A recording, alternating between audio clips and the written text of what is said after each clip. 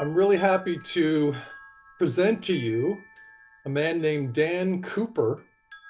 It's Thursday, January 16th, 2025, and here on Transition to New Terra podcast, we bring guests on who have a unique view of where humanity should put our focus as we transition from what we've lived under for thousands of years, which is the slave matrix, to New Terra, as I call it, which is the new Earth, the world in which we recognize and manifest our sovereignty.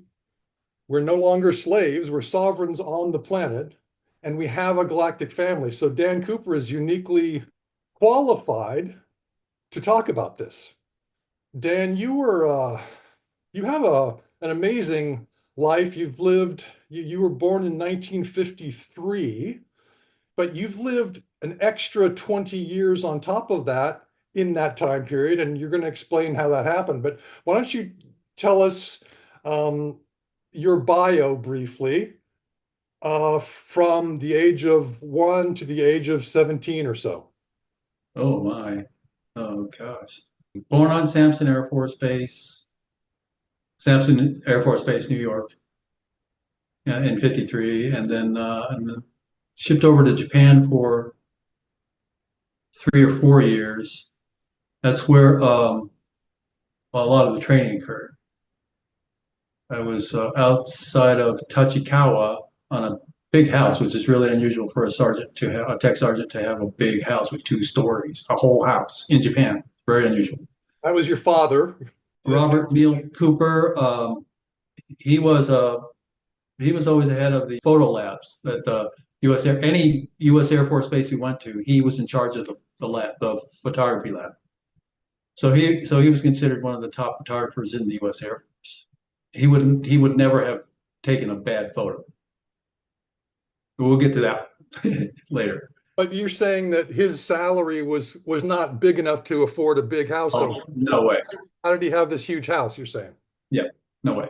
It was given to him, and also with the nanny, which also couldn't afford on a tech sergeant salary. So those were deep state tools that were given to him to help raise us. So that was your nanny, and are you on the right there? Yes. Okay, because that looks like you. Yeah. Okay. But I mean, you've got a twin there, right? Yeah. David to the left. Okay, and what does DL stand for? Daniel. That's how my mom, shortened Daniel on all the photos. Okay. Who's the one in the middle? Dana. But what is he? Was he your brother too, or Yeah, we were all in the program, but he died in the program. oh, was he were you triplets? No. Okay, so And Dana was born 1 year later. oh, okay. Gosh, sorry to hear about Dana. Oh, Um, well, yeah, that's not the worst part. When you die in the program, they send you back and you're a nutcase. Then oh, your family has to deal with that. The reason you have a house that's kind of isolated from other houses is so that nobody sees the portaling that occurs at night. so you would go, your nanny would take you through this portal every night. She'd come into your room and lead you through this portal. And where did this portal go?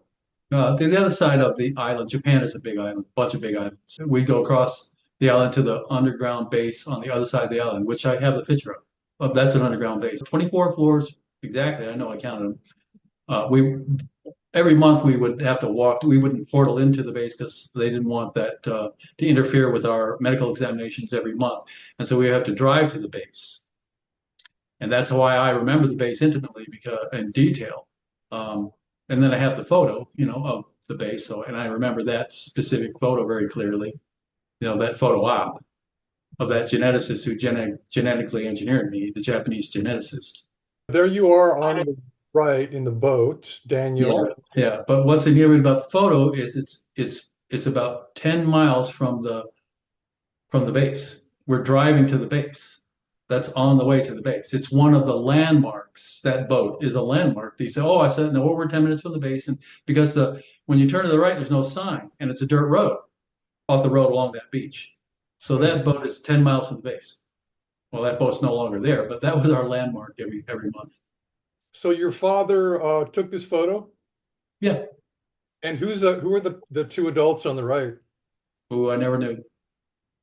I am assuming they're in the program. Right. My mother is behind us. Oh, okay. So your natural mother's behind you. You now Well, yeah, but you're genetically engineered. She's kind of the surrogate mother, but she didn't think that. She didn't know right. that. She gave birth to you, but they had genetically engineered the ovum and the sperm, right? Yep. And then yeah, they're right. That's right. Yeah, they do both. It's not just the sperm. Right. So they genetically engineer both the female Right. and the male contributions.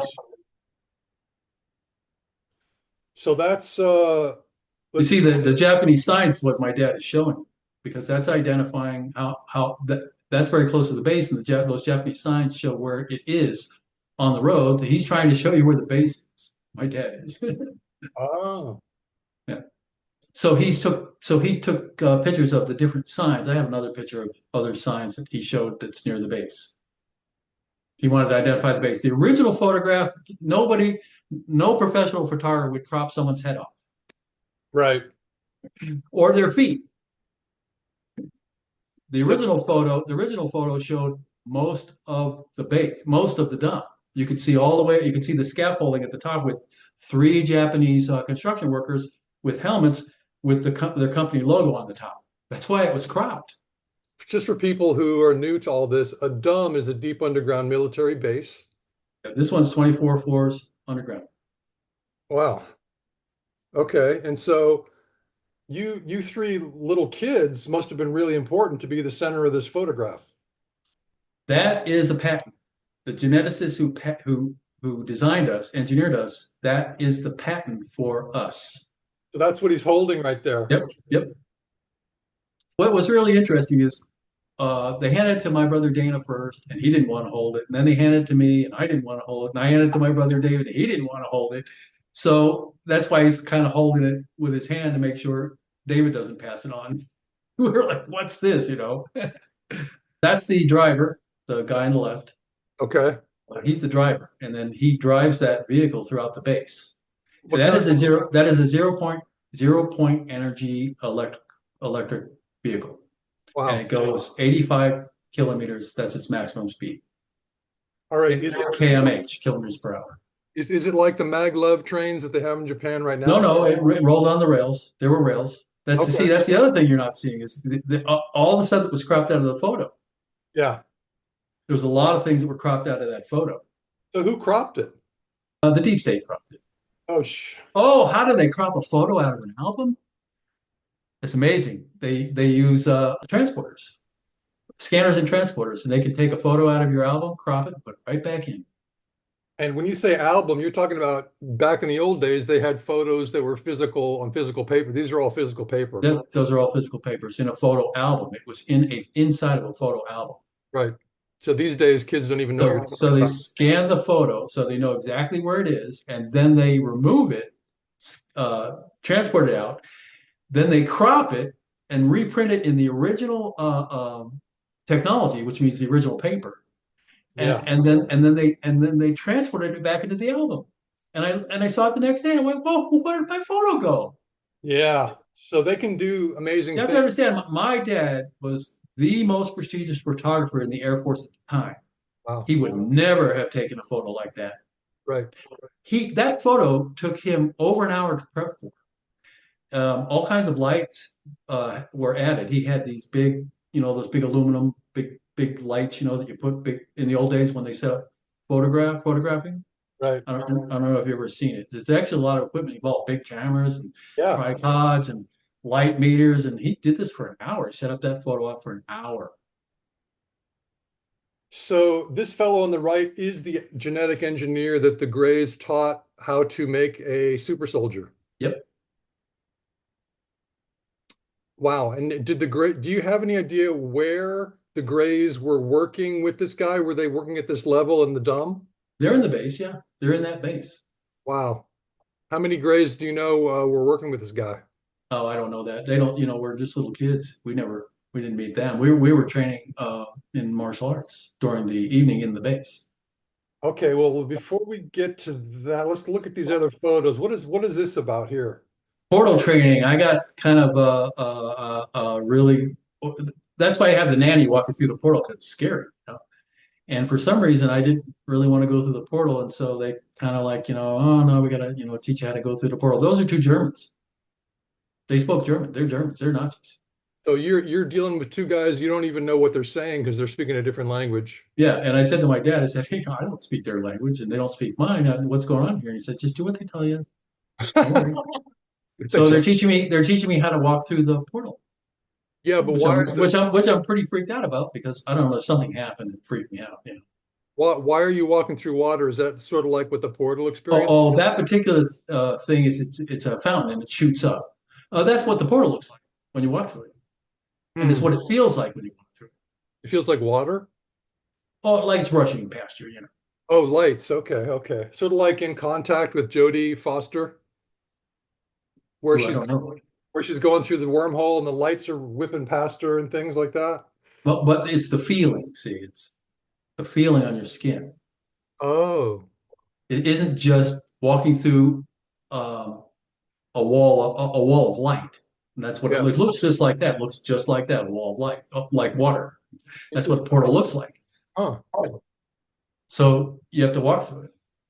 Um, and I was probably pretty freaked out about doing that. I don't know. And so they had to give me some extra training. What does it feel like on your skin? When you're standing, what do you mean? When you go through the portal, you said it doesn't feel good. No, no, no. It just feels like flushing water Oh, splashing on you. That's why they use this technique because it feels the same. okay. Wow. Okay. What's this? Oh, they were into big machines and big animals, teaching us how to deal with big machines and big animals. So we had to learn how to drive it. We also had to learn how to get on climb up on it from the tires. There was a lot of education. They used this for a lot of different. They taught us a lot of different things with this particular tractor. Wow. Uh, Okay. So they're investing a lot of time and energy into you. yeah, they're train during day, train all night, train all day, train all night So how do you get till you're 17 and a half and deploy. and how did you get enough sleep? They regress you 8 hours, and then you sleep at the dumb. Get your 8 hours in, they regress you back, and then they place you forward back in the daytime. Your portal back into the room where they took you from the first place. Take it night, give you 8 hours of sleep, so they have to regress your time, change your time, and then put you back in the morning so you go to school. And so you're training during the day, you're training during the day, you're training at night, all day. Well, when I first came upon your videos your interviews you did with Journey to Truth, Tyler and Aaron, I thought this guy has so much detail, and I was immediately certain that you were the real deal. So let's get into some of that detail. I've got a list of questions I want to ask you, but I mean, do you have any particular thing you want to start off with that's really on your mind right now? Current events. Okay, right now. Well, it was really interesting. Fort Liberty asked me to give them a white paper on my generator, on my over Unity generator, Okay. in last October. No, I'm sorry, October 2023, not October 2024. October 2023. Actually, it was the beginning of October, and they wanted a white paper for my generator, and I said, well, show me your strategic business plan. You see, I graduated in business.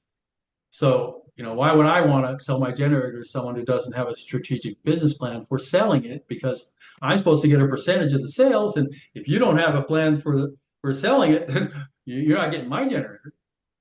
So that's what I told him. I said, you show me a strategic business plan, then I'll give you a white paper for my generator. They said, Yeah. well, we don't have one. Can you give us a white paper for a strategic business plan? So I did. But what was really interesting is most recently I was told by Fort Liberty that I said, well, so you were engaging with the deep state for their surrender at that time, and they said, yes, we were. I said, I said, that's what you're doing. Right now, you're strategically planning the release of zero point energy technology. And they said, yeah, that's what we're doing now. That's what Trump is doing with Xi and Putin and the deep state. Wait, so it's the players are in this case the president of China, Putin, Trump against the deep state, right? Well, actually, it's Britain, India, the major negotiators. Okay. Modi, the British Prime Minister, Modi, I believe, is Prime Minister of India. Yeah. Um, British Prime Minister, who else? BRIC, the major BRIC players, Right. BRICS. See, the Earth Alliance is really the BRICS alliance. Okay. And Trump, the Trump administration is not actually in BRICS. We are the United States is not one of the BRICS countries. Okay. BRICS, Brazil, Russia, India, and China, right? And South Africa. Right. That's BRICS. The original BRICS is those five, right? South Africa, India, China, Russia, right? Right. And Brazil. Okay. Those are the original BRICS. The United States is not in BRICS. Right. So when you say the United States, you're talking about the alliance, the White Hat Alliance, right? Right. Yeah. We're only talking about the White Hat Alliance. So it's the White Hat Alliance, which we're now calling the Trump administration Right. instead Right. of the Right. White Hat Alliance. So it's It's the really Trump administration and the BRICS the major countries representatives, which have been in negotiations with the deep state for their surrender for over a year now. that's amazing. And the alliance is really a composition of 17 Western militaries. Is that correct? Yeah. Well, I don't know exactly, but yeah. The White Hats originally the White Hats formed here in Texas. I was informed by a White Hat CIA. My handler was a White Hat. My CIA, I was arrested by the Clinton administration and placed under house arrest and indentured servitude to the CIA for life, and I'm still under that arrest. That's a real order After you got back, that Clinton signed after you got back from your 20 and back and were put back into your 17-year-old body, then you then lived this life and then they arrested you. in '96 Okay. because I was attacking the deep state in court and winning often. Right. And that was that, they said, oh, no, we can arrest him, put him in indentured servitude to the CIA, don't pay him, just make him work for us. So you're essentially doing what a lawyer does, but you're only allowed to be a paralegal. Is that right? They wouldn't let me have a license because I was too dangerous. Too dangerous. That's what they said. They said, there's no way you're getting a license. You will if you had a license, man. Oh, yeah. Because you were working for the people against the bad guys, basically. Yes. I was doing cases specifically against the deep state. Right. I felt that it was that I needed to do it, and so I connected with small nonprofits that were doing that, that wanted to litigate against the deep state, didn't have the funds for it, so they could only afford a paralegal. Right. But you see, when at the administrative level, when you sue government, the first time you sue them is at their administrative level. You don't have to be an attorney to go to administrative court. I can represent anybody in administrative court. Okay. Now, let's talk about, since we jumped in the pond, I kind of knew we would. Let's talk about the Committee of 200. Oh yeah, the ruling committee, the deep state. Well, first off, it's not deep state. Okay, that's a terrible name. The reason we call that is because we don't know who they are. Okay. But now that we do know who they are, we know they're actually a conglomerate or a group of corporations, an oligarchy of corporations. The deep state is all of the boards of directors and all of the major stockholders of all of the major aerospace companies throughout the world. Okay. Most of them are in the United States, but there are others. Okay, in other countries, it isn't like in France and Britain. We have some others. Okay, that are also part of the deep state. But those are all the majors, all the boards of directors, members of the board, and all of the major stockholders. Now that makes up more than 200 people. So the 200 are selected out of that group. And some of the 200 are also military, but they retire them first, usually before they bring them in as one of the 200. For example, Inman was an admiral, and then he's also the president and CEO of Signal Electronics, and so that's one of the companies, one of the tech companies in the deep state. But when he became one of the 200, he was no longer an admiral. They don't take military officers or politicians into the 200. And you're talking about Bobby Ray Inman, right? Oh yeah. And he's on Wikipedia if people want to go find him. So He's 94 now and he's still alive. you're saying we know who the people are now. Now, when we say deep state players, are they bad people or are they just Oh people who are no, generally no. caught? They're caught in a system. Well, originally the Nazis won the war in 1952, and we surrendered to them, which means that we did whatever they said. We surrendered to them unconditionally. Right.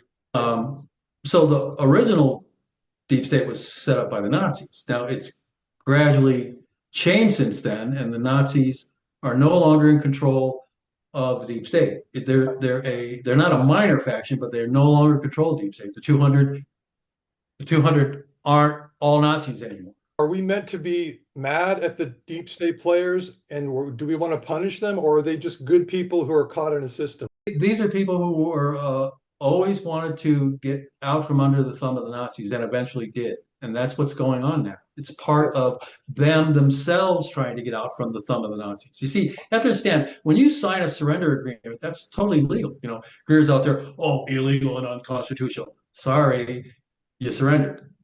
You signed a surrender agreement. It's perfectly legal and perfectly constitutional. So over the many years, Americans who were involved in the system, like Admiral Inman, and I know Admiral Inman was one of them, a lot of them turned into the white hats and they tried to undermine the Nazis and eventually did undermine the Nazis. Eventually, we were able to take over. It was done from within. So there's a lot of good people in there that essentially overturned the Nazis over time. So the deep state has a lot of good people in it, like maybe even more than 50% of them are good people, right? Yeah, but they're slaves. You know, they were slaves to the Nazis. Right. They had to do what they did because they were under their command by the surrender instrument. Right. Now, people who are listening to this will say, "Wait, but the U.S. won the war against the Nazis," and it's like, can you give us the scenario of how that's not true? Well, there's two things that one thing I know for sure, and the other thing is a theory. I'm going to start with the theory, is that we know somebody changed time dramatically. Okay. And that dramatic change may have been to make it look like the US won the war. Okay. But the deep state was always oblivious to that. Okay. And that's one theory. But what actually did occur is you remember those the Washington Post, July 1952? I think it was July 20th, 1952, the next day. The Washington Post said that there was a bunch of saucers, they called them saucers back then, flying saucers, flying over the Capitol. And they said that they hovered over the Capitol for 6 hours. As soon as I read the article, it was removed from the internet. Really? Not the article, but it was that part of but they hovered over the Capitol for 6 hours was blurred. The very moment I read it. Wow. And right after I read it, it was blurred the next moment. Hmm. They were like, oh no, Dan found that one too. Okay. And then you have a piece of evidence that I'm going to show you how the deep state removes stuff from the internet. I gave you a piece of evidence to prove this, what I'm saying. Okay.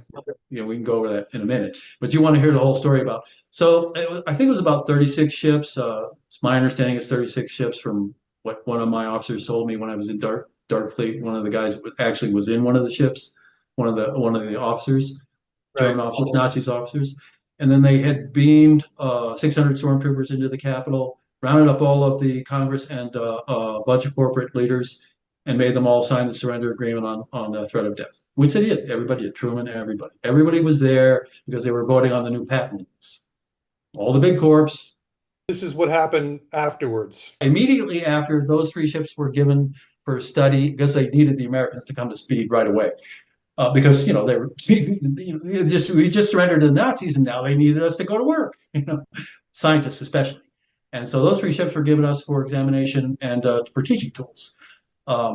They were flown by the Nazis from 1929. They were built in 29. Who is Mark McClandich? McClandich, yeah, he is a sketch artist for the deep state. He can see something. See, a lot of times when you go into meetings with aliens, you can't bring any recording equipment in. It's like a skip, in our terms, you can't bring anything, can't take anything out. So they bring Mark McClandich along for a lot of the meetings because he can redraw everything in exquisite detail.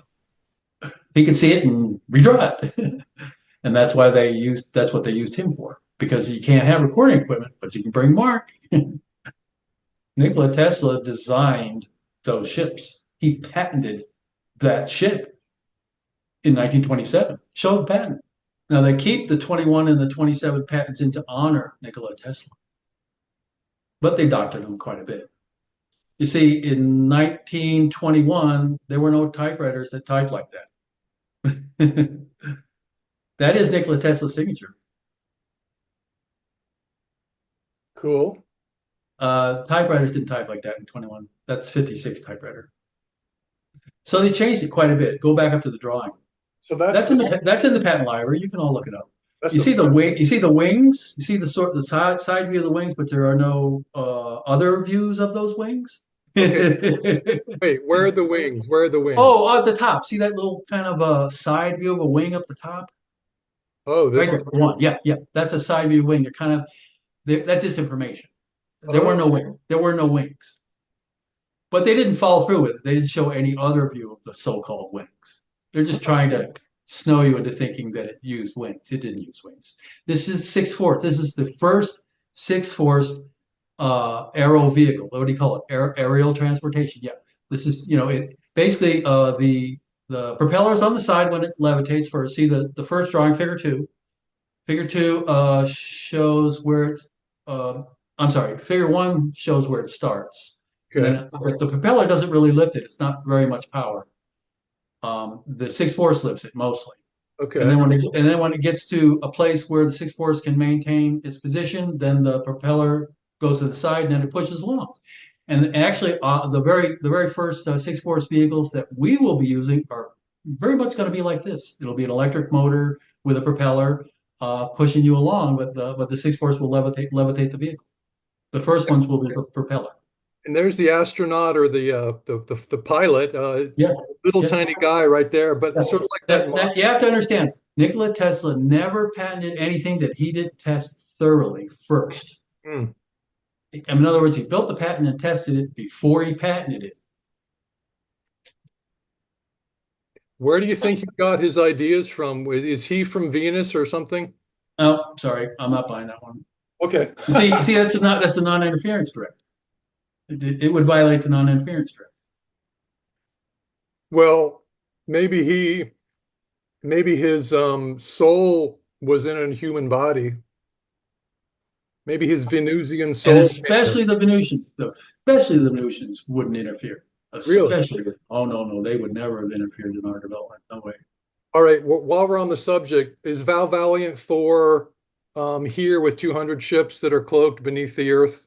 Yes. Isn't that cool? They're here for observation. They have to actually go to school for 2 years just to be allowed to participate in the in that group that's here for study. They're here for study and observation for the transition of our humanity on Earth, into the new age, like you said. So That's what they're here for. They've been here for quite a while for that purpose. So they're not interfering, they're just observing? Yep. Okay. Okay. So let's zip to the other whoops. Let's see now. Let me share screen again. Well, show them the 27 patent so they can see it's exactly the same as the 21. Is this the one? See, it says filed October 4th, 1927, right? Yeah. And the other one, go back to the other one, it says filed 1921. See, filed September 9, 1921. Yeah. Notice it's the same exact patent as the one filed in 1927? Right. Okay, well, what does that tell you? I don't know. That they took out the one he actually filed in 1927 and replaced it with a copy of this one. Okay. Okay, now we're going to go see the one that you sent me this morning. See, the reason I started looking for those patents is because when I discovered the 6-force, the first thing I did was to go back into the patent library to see if anybody else had done it. Right. Nikola Tesla is the only person in the patent library that they actually left his patents of the 6-force. That's the one. That is the actual patent that was removed in 27. Okay. He may have also patented that in 21, but I definitely know that was the one that was removed in 27. Now, what about these squiggly lines between the hulls? Because you mentioned that was proof that they Nikola Tesla had invented inertia mass reduction, the same exact one that Pius is patented is the same exact one Nikola Tesla invented in 1927. So Salvatore Pais is basically a deep state player trying to fake. Yeah, he's a deep state scientist, and it might be a psyop, but it doesn't really matter. I mean, I'll explain why it doesn't matter. I mean, Pius is really a brilliant inventor. That's all that matters to me. So Pius might have just reinvented what Nikola Tesla invented. That's a possibility, but it could just also be he studied that information originally and that they wanted him to repatent it because they wanted to revive that patent. It seems more likely. Yeah, yeah, yeah. The sixth force was named by Nikola Tesla and he called it radiant energy. He got the name and he was the first one to discover it. Right. And then what do you call the sixth force? Boyd Bushman calls it the sixth force. Boyd Bushman said the Greys tell us there are eight fundamental forces of nature. The large force, the small force, gravity, electricity, magnetic energy, anti-gravity energy is the sixth force. Seventh force is replicator force. Eighth force, I got the name, is trans-dimensional trans-temporal force. So your name for the Eighth force. eighth force is say again? Trans-temporal, trans-dimensional force.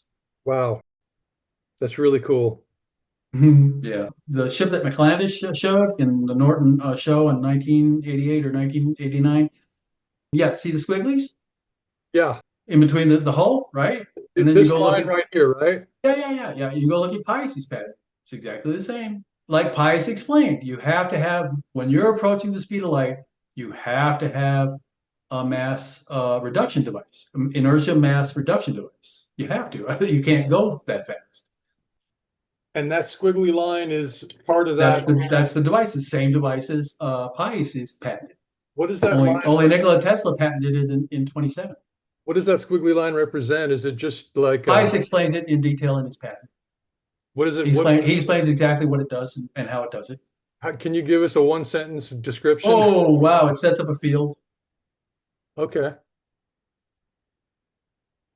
Sets up a field that doesn't allow the mass gain to actually come on.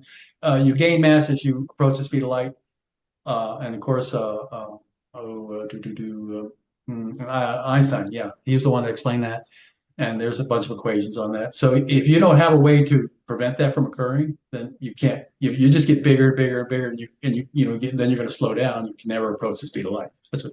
That's what Einstein said. So you have to have a specific way to avoid that, and this is the way to do it. And what Pius is telling you exactly how to do it is correct.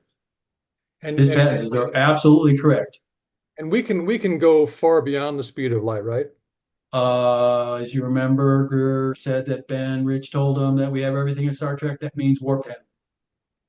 Yeah. So warp one is that beyond the speed of light or is that up to the So speed? warp one, as you're approaching the speed of light, you start gaining mass, Yeah. and it gets to a point where then you can't go fast because your ship isn't designed for the increased mass. Right.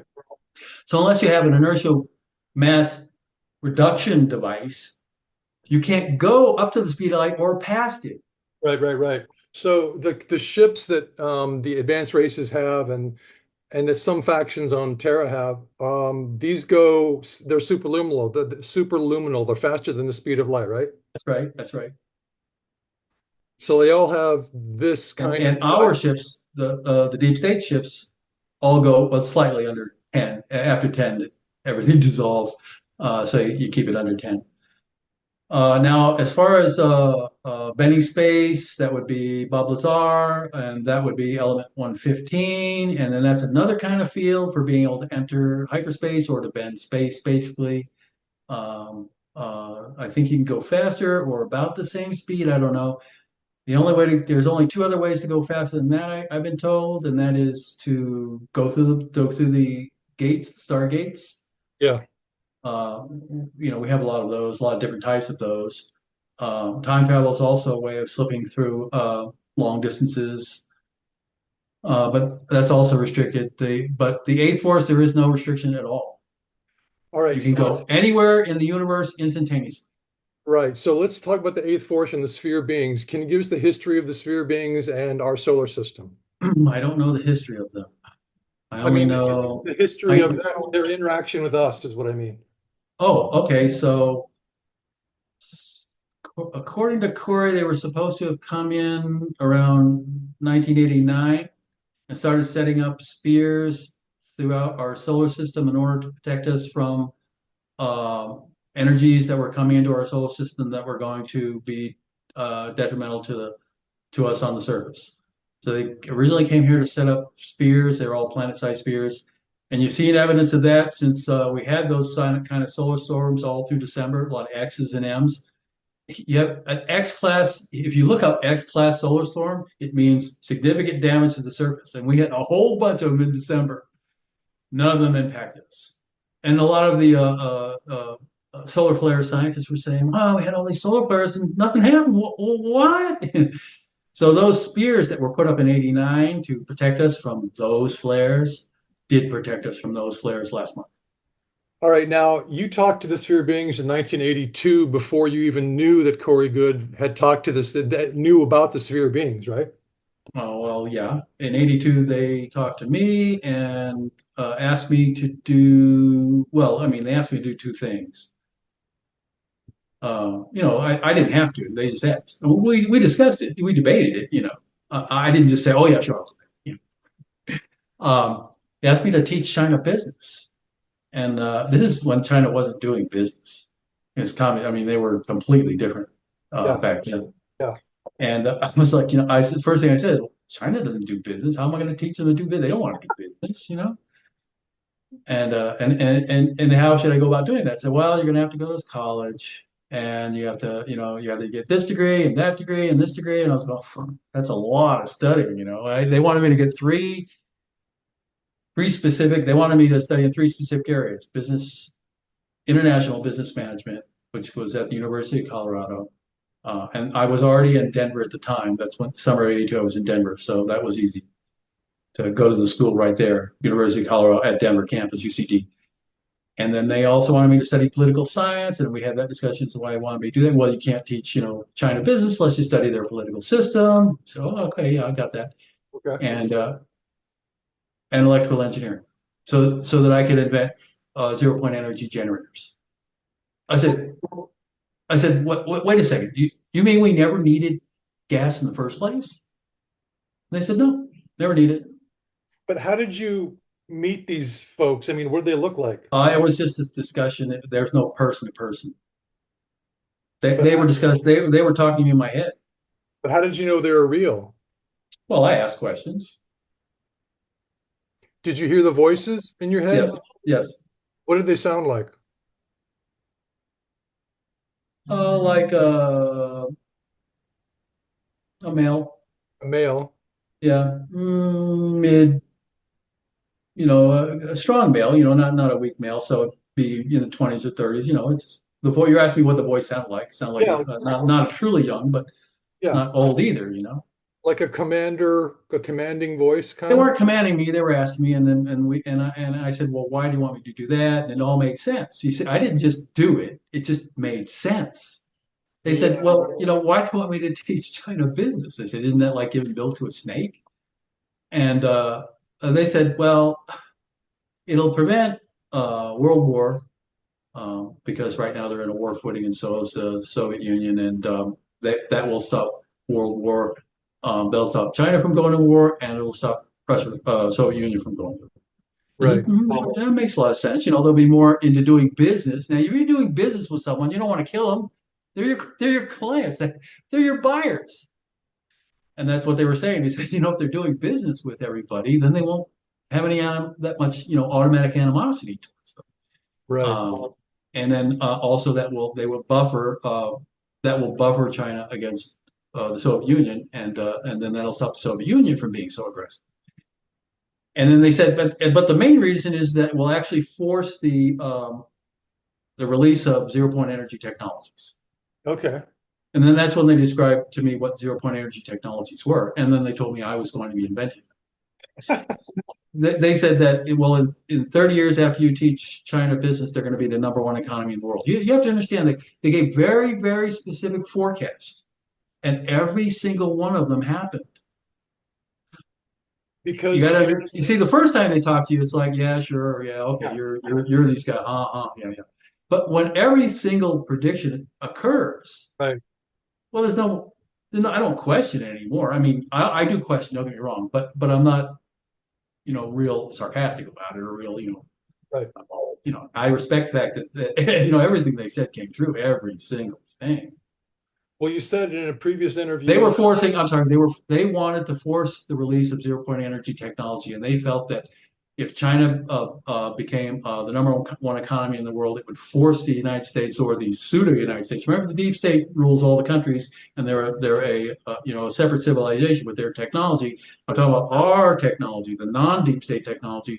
They said that if you teach China business, it will force the release of zero point energy technologies, and that's exactly what's going on. right. Well, So, they also said that the spear beings would put up the outer barrier, so the two things together would force the release, not just the one. so you said in a previous interview that the reason the sphere beings know the future is that they've been to the future.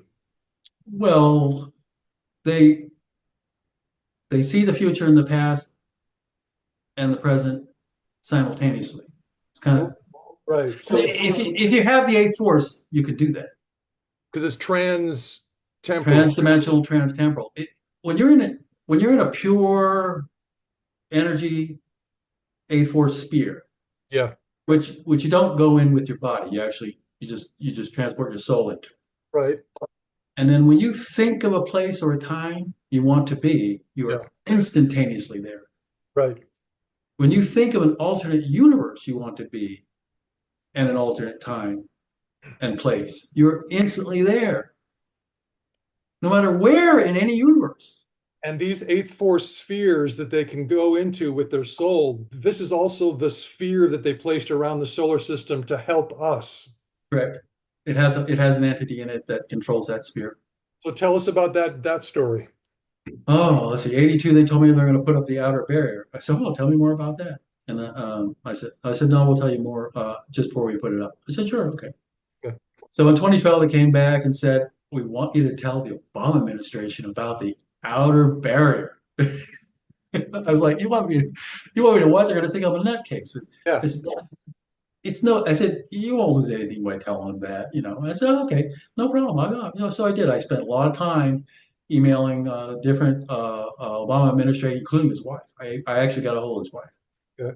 because she had a back door that was really interesting. She was working for a nonprofit, and I was able to get a hold of her through the nonprofit.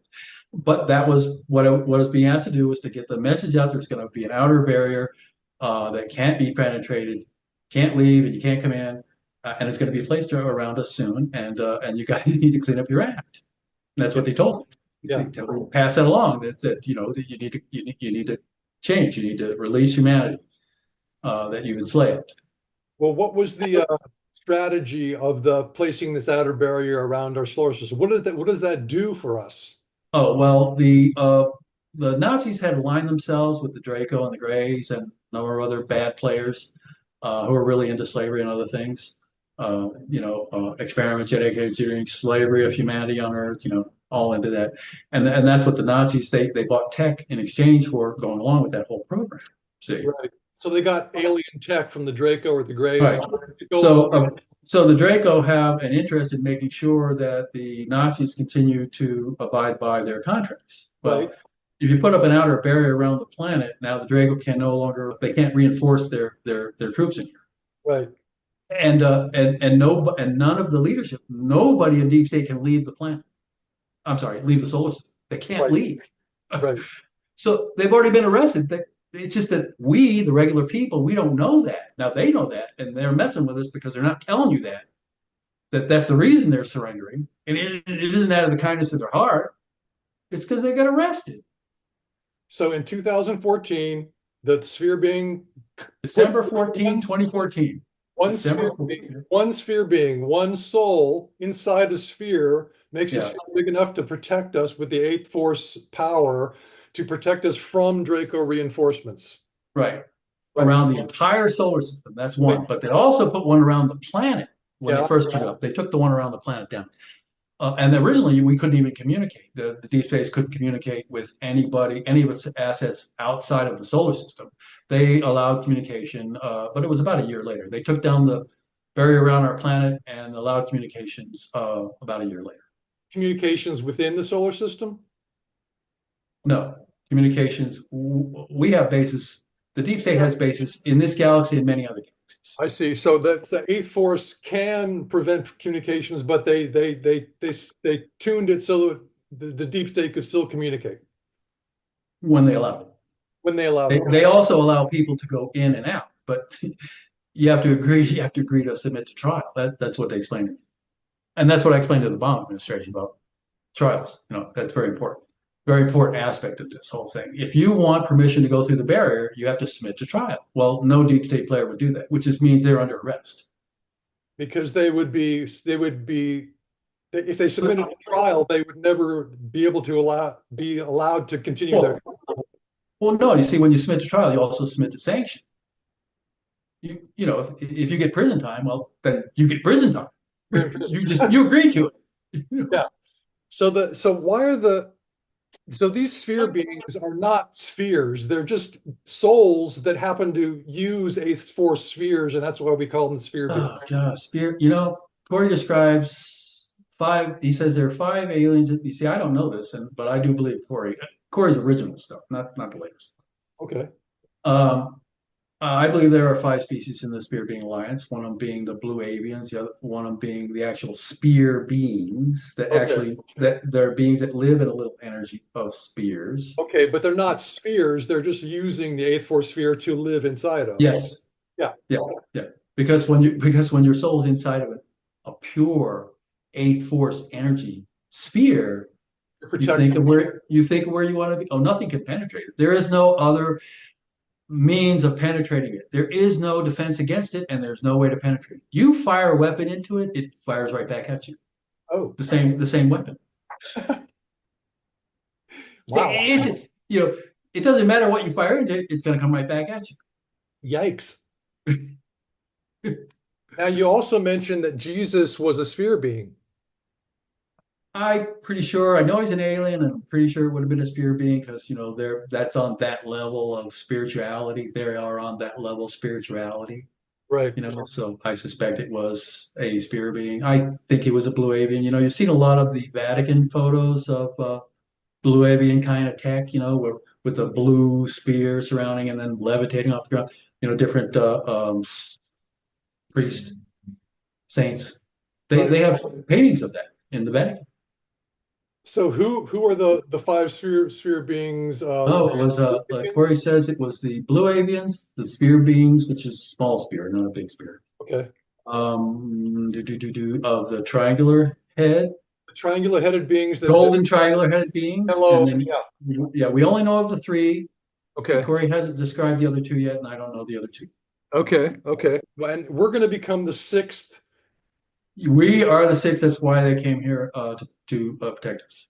Because in 1,000 or 3,000 years, it's 1,000 to 3,000 years, we become the sixth species in the Spear Being Alliance. See, they're policemen. They police all of the universes. Right. They're policemen, and we were kind of raised to be like that, genetically engineered to be policemen. We just need more spiritual advancement, and they were saying, well, you don't live long enough yet to get that kind of spiritual, advancement. You got to live at least 300 years to get to that spiritual level, which is true. It takes a long time spiritual advancement takes a long time. It isn't something you don't have. Oh, I believe in Jesus now. I am absolved of all my sins. It doesn't work that way, folks. So you have to work at the spiritual advancement, and humanities, that's our job in the next few thousand. In a few thousand years, we become the sixth species in the Spear Being Alliance, but it's our charge to police the multiverse, all the universes. And by police, you mean guard the good from the evil, basically. Yes, but they don't do it everywhere. I mean, because they're supposed to be good and bad. You can't get spiritually advanced unless you experience the bad. Okay. Anyway, but they're there to protect most species from people who use technology to harm other species. Okay, okay. Specifically, the Eighth Force. They are the law enforcers of the Eighth Force. The Eighth Force is too powerful, and they will not allow anybody to have it who isn't going to use it to help humanity, to help everybody, Wow. for good. They don't allow anybody to have the Eighth Force that's evil. That's Well, their main charge. for people who are new to this, we have this division, which is the benevolent races, and then we call them the regressive races. And so the Draco might be called a regressive race, and you're Well, saying, no, they just have some aggressive abilities. They're not really a regressive race as you think. You see, there are 3,000 spacefaring species in this galaxy alone. Spacefaring mean, they can go beyond warp one and they get to other planets through gates mostly. Warp one's too slow. Anyway, so the spear beings. I'm sorry. Go ahead. so the Draco are Oh, not the Draco, right? are The Draco regressive. are not really as evil as you think. Okay, Because out of the 300 spacefaring species in this galaxy, 60 of them rule this galaxy. The Draco leads that faction. yeah, So they're not really bad. They're not bad. They just do some bad things that the spear beings don't like. They came here and they got us because we were genetically engineered for ancient builder race tech in order to reproduce, in order to discover the Eighth Force. The Draco and the Greys couldn't do it. So they genetically engineered us with ancient builder race so that we could develop the Eighth Force, so we could discover it because they wanted it. Because wait, they don't like being overlorded by the spear beings, the they Draco. they genetically engineered humanity with the genes of the ancient builder race. Yes. Now, what is Not all of us, just a certain amount of us. who is the ancient builder race, and are they still around? Oh, no, as far as I know, they're not still around. And the way you know them is from the technology they left behind. Ganymede is a technology. Our lunar moon is one of their technologies. They built that. They built Ganymede, which is a satellite. It's not a moon. Our moon is not a moon, it's a satellite. It was built by the ancient builder race. Right. Ganymede, Ganymede, you're about to say the Ganymede is one of the three galactic gates, right? The galaxy to galaxy. galaxy to galaxy gates, yeah. Right. And there's only three in our galaxy, and we got one. Yeah. See, your interviews with Journey of Truth are so amazing, and I've listened to them so many times that I already know what you're going to say sometimes. You know, I was often told, don't relate any of this information because Yeah. it will only detract from you getting work as a engineer. Right. Nobody's gonna hire you to build a generator if you start talking about, being a super soldier. So my response to that was, when they release this technology, you're gonna find out about super soldiers. And I don't want to have to tell you about that after. I Right. want to tell you about that before. Right. Because otherwise, people will say, "Oh, he just picked up some Just other." made that up, right? Yeah. But you're on the front lines, and that's why I love you. Let's keep going because but the ancient builder race is super interesting to me because Alex Collier talks about them. He says that even the Draco don't know who they are. The Draco are one of the oldest races in the galaxy, is what Alex says, but they don't even know who the ancient builder race are. But somehow they have the genes of this race, and they put those in us. Yes. How'd they? Well, they were able to find them, just like you to Jurassic Park, a mosquito in amber. Right. So they found Yep. traces of the ancient builder race They found their DNA. Yeah. in something like amber or something. Well, it wasn't too hard to find their DNA because they have artifacts all over the universe, Yeah. everywhere. Did the ancient builder race build planets? Planet size, yeah. The ancient builder race were the first ones that did the Dyson sphere planets. Hmm. Yeah, you put a Dyson sphere around a blue star, I think is their favorite star, Okay. a blue sun. The Dyson sphere works better with certain kinds of suns. And so you're building it. I've heard it takes about 200,000 years to build one of these things, where you're surrounding an entire sun with artificial building structure, Yeah. and then the sun is your source of energy Yeah. So the for sun, everything. sun is inside your And, civilization. and then this whole giant planet that surrounds a sun that's artificial, it moves. It at warp 10. With the sun. Yeah, with the sun, the sun it captured. Yeah. Now that they can only take certain suns, they can't just go grab any sun. So it's very difficult to find one to be able to do it with. So there's not too many people do it, but there are still Dyson spear races. There's one that I know of that are still doing that. But the builder race also did that. So the The builder ancient race, builder race also did that way back when they didn't. That wasn't their most popular thing, but they did that. did they build Terra? This planet? Yeah. No. This no. None of the planets were built by them. Uh, no, they're naturally occurring. They Well, didn't build planets. They're not gods. Sorry. yeah. Okay, so the ancient builder race, Alex Collier calls them the Patal. Does that ring a bell? No, I never heard that one. But why? Patal. No. Okay.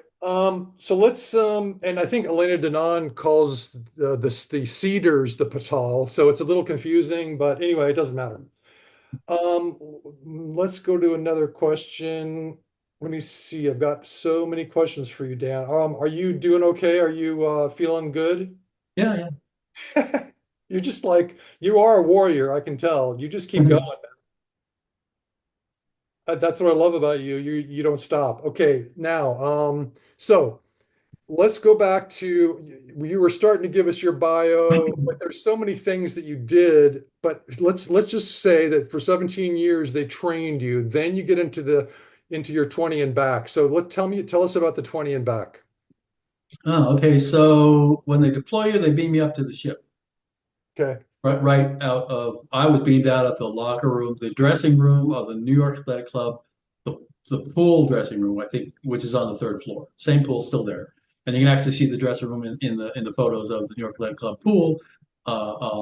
It's behind the wall Okay. that they show the photos. That's where the dressing room is. And I got beamed up with my brother and I both got beamed up with our two commanding officers, Hans and Werner, who were also our captains of our water polo team when we played with the New York Athletic Club, men's New York Athletic Club water polo team. We were both 16 and 17 at the time when we got beamed up. So we're all beamed up to the ship, and then the ship takes off and goes out on missions for 20 years. But This was a Dark Fleet cruiser. did you agree to this? No. Now, when they get you on the ship, then they ask you to sign a bunch of documents.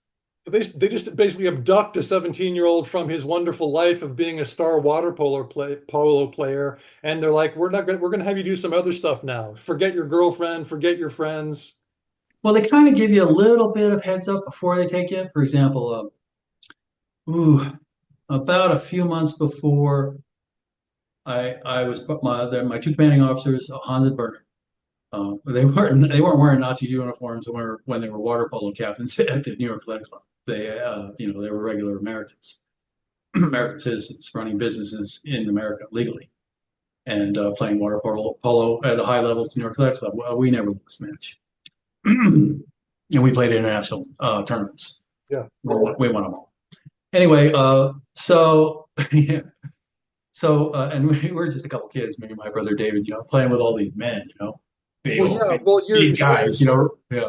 you're 17-year-olds, but you're super soldiers. Then no one knows that. Even you don't even know that. No, but the two officers on the they knew. So a few months before they take me up onto it wasn't one of the upper floors where the most prestigious restaurant is in the New York Athletic Club. They set me down, me and my brother David. They sat us down with two scientists from New York City College, or it was New York University. I forgot what they said. Okay. And they said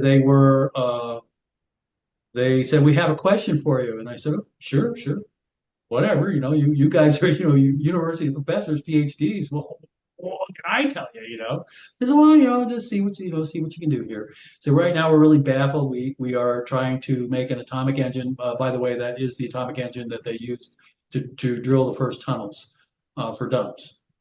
Oh, The one I'm about to describe to you, the one I invented. okay. Okay.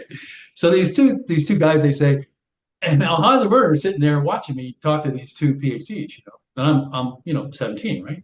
Right. So, and I don't have any scientific background or scientific education at all. I mean, none whatsoever. So these guys are asking me, how do you separate a molecule of uranium 232, from a block? And I said, well, that's a really good question. Let me think about that. I'll get back to you in a couple weeks. 2 weeks later, we met again up at the restaurant. They pay, of course. Good meal. Wow. And and I said, well, you gotta poke it first and use the electron microscope to start with, and then you got to tweak the electron microscope to learn how to poke it first. They said, poke it first. 40 years later, Michio Kaku, he comes out and he does this whole video on the museum for the first way of separating molecules from a solid. And he shows the machine, and it's my machine, and he says, "Yeah, you got to poke it first. See, you got to poke it first. This is in a museum. Michio Kaku's, I invented that." Yeah. Is he saying he invented it? No, no. Basically, the two scientists they actually said right there to Werner, "Can we have him? Can we have him?" And he said, "No, no, no, no, no. He's for another program." Wait, who's for another program? He, the two boys, David and Dan. He Oh, I said, see. "No, They they're, wanted they're more for fighting another with program." you. That's when I got a clue that something was going on. I mean, Oh, you got to understand. I just invented a really significant invention that the right, Nazis didn't have at that time, right. So now they're and they, fighting and with they you. really wanted me. Yeah, yeah, yeah. They just thought you were some genius scientist that just happened to exist. Right. Yeah, But Werner said, no, you can't have them. can't have them. It's a different program.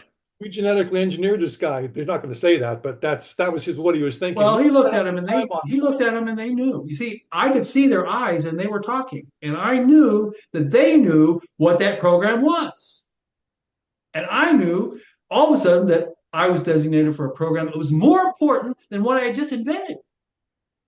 Okay, That's the so I had a heads up. that's cool. That's really cool. That's really cool. So your guys had more tech, better tech than this thing you just invented.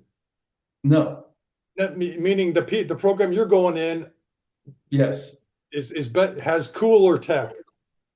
yeah, but that was something real important at the time. Right, They right, right, felt, right.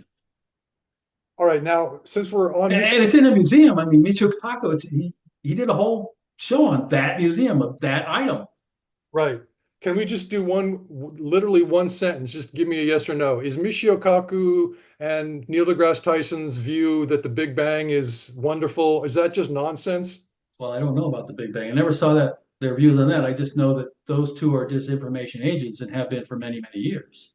I have 15 books on my desk right now that show that the Big Bang is nonsense, and I don't understand why they're promoting it. Well, that's why it's information. I Most of the stuff these two guys have been talking about were disinformation. They're disinformation agents. How do you know that? Because a lot of the information they give is wrong. For instance, Neil deGrasse, he constantly said, "Oh, there's no such thing as aliens, no such thing as aliens, no such thing as aliens," and now he's saying there are. It's the same thing with Stephen Hawkins. No such thing as aliens, no such thing as aliens, and then one day he said there are Why are they changing their minds suddenly? because disclosures, Why? Why? and there's disclosures coming out. You're Oh, all going disclosures. to actually get the real proof, and then now they have to change their stance if anybody wants to continue listening. Yeah.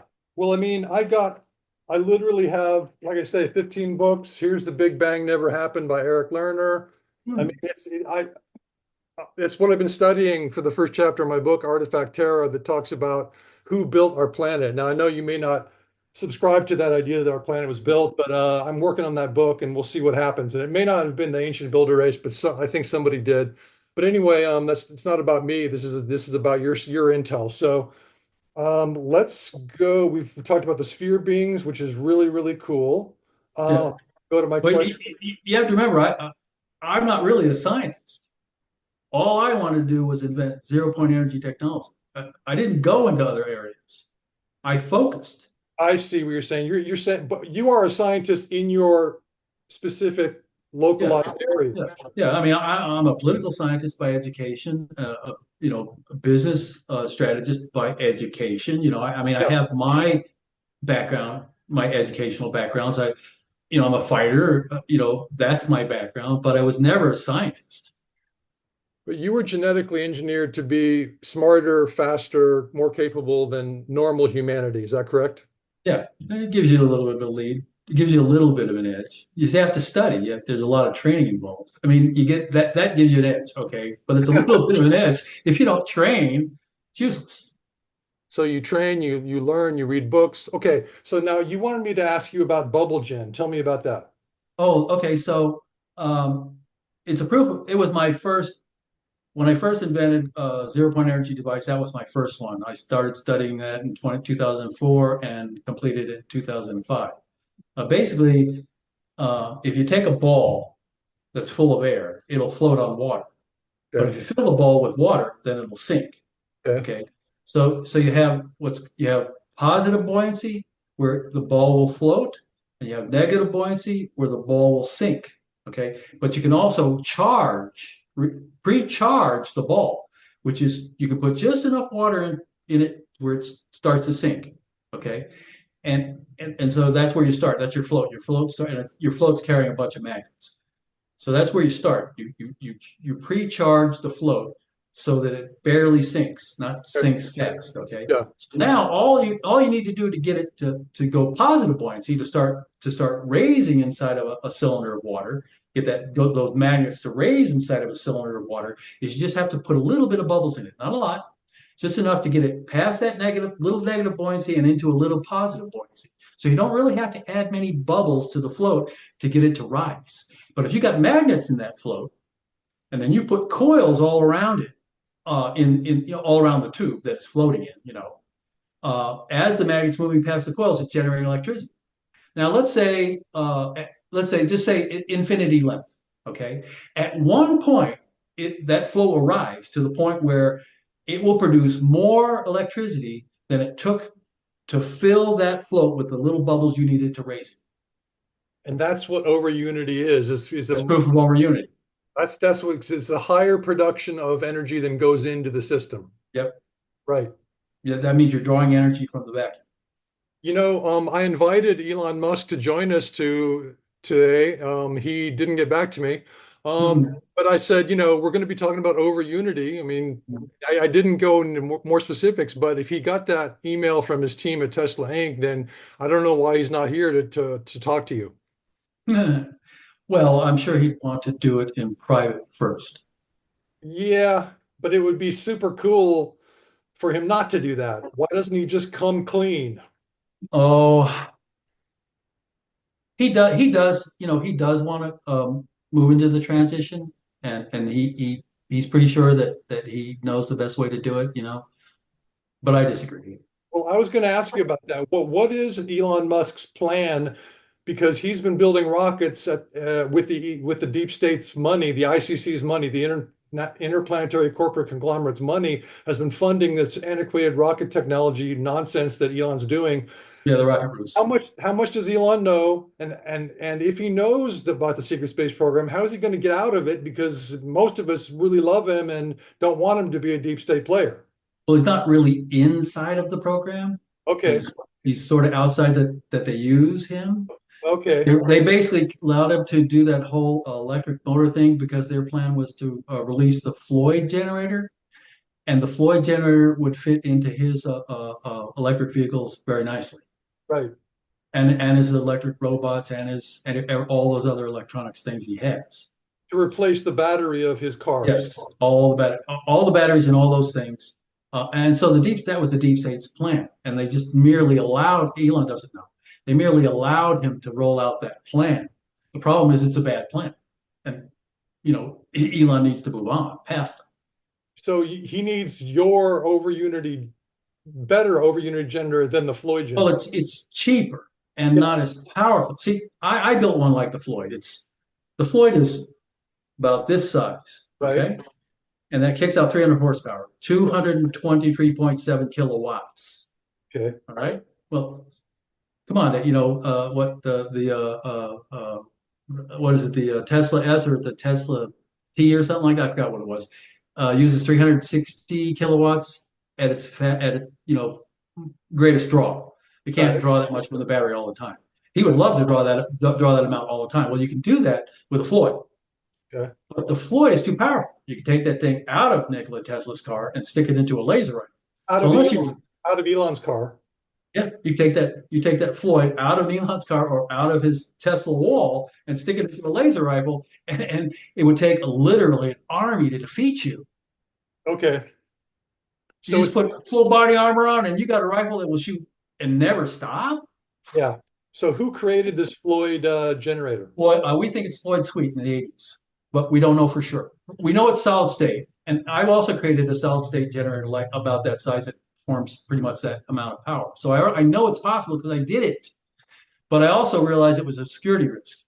And so Yeah. I backed off and created a cheaper one that Okay. was less powerful. And That's you did all this from physics study that you did on your own. You just learned yes. stuff on your own from 2005 on to 2004 on. Yeah. Well, And you're like like in the Blade Runner movies. I remember the Blade Runner movies, but Yeah, they got the replicants and they're superior genetic, they're yeah, yeah.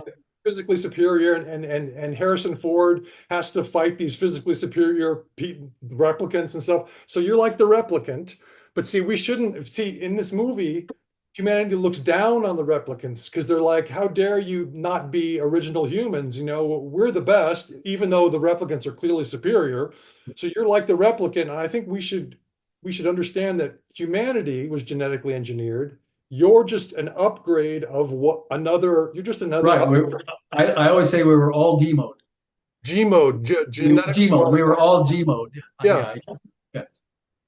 So I hope that people understand that when you say I was genetically engineered and then I was placed in my mother and she gave birth to me, it's like, yeah, I was a test tube baby, but we're all test tube babies. We're Oh, all that was the coolest thing. When I was 12 years old, we're watching yeah, on TV and they were yeah, talking about test tube babies, yeah. and so my dad says, "Well, that's you." And I was like, well, "What are you talking about?" And he said, "Well, you're not mine. Oh You're my a test tube. God. He You're a told test me tube." that. Yeah, yeah. When I was 12, he said, "You're a test tube baby." Yeah. Then we had a discussion about it. What did you think? I mean, Well, you don't know what to think. yeah. And it sounds kind of, too far out. So you kind of like pass it off like, well, Dad's been drinking again. Oh, But he wasn't drinking. He was right. serious. I see. I And see. if then you find out later, you remember the conversation, you go, oh, well, that's what he was talking Because all this training you were doing to be a super soldier when you were 1 to 17, they would do this training and then wipe your memories every single day. And so you would never know that you were training to be a super about. soldier. No, I mean, amazing, isn't it? I mean, It's amazing. unbelievable technology. So much work to put into you and your twin. Yeah, you remember the Men in Black, with the flash, right? They wipe your memories. The system they use us, which they say, okay, look into it's a little box like this. It's on the table, has a thing like say, okay, look into that. Flash, memory gone.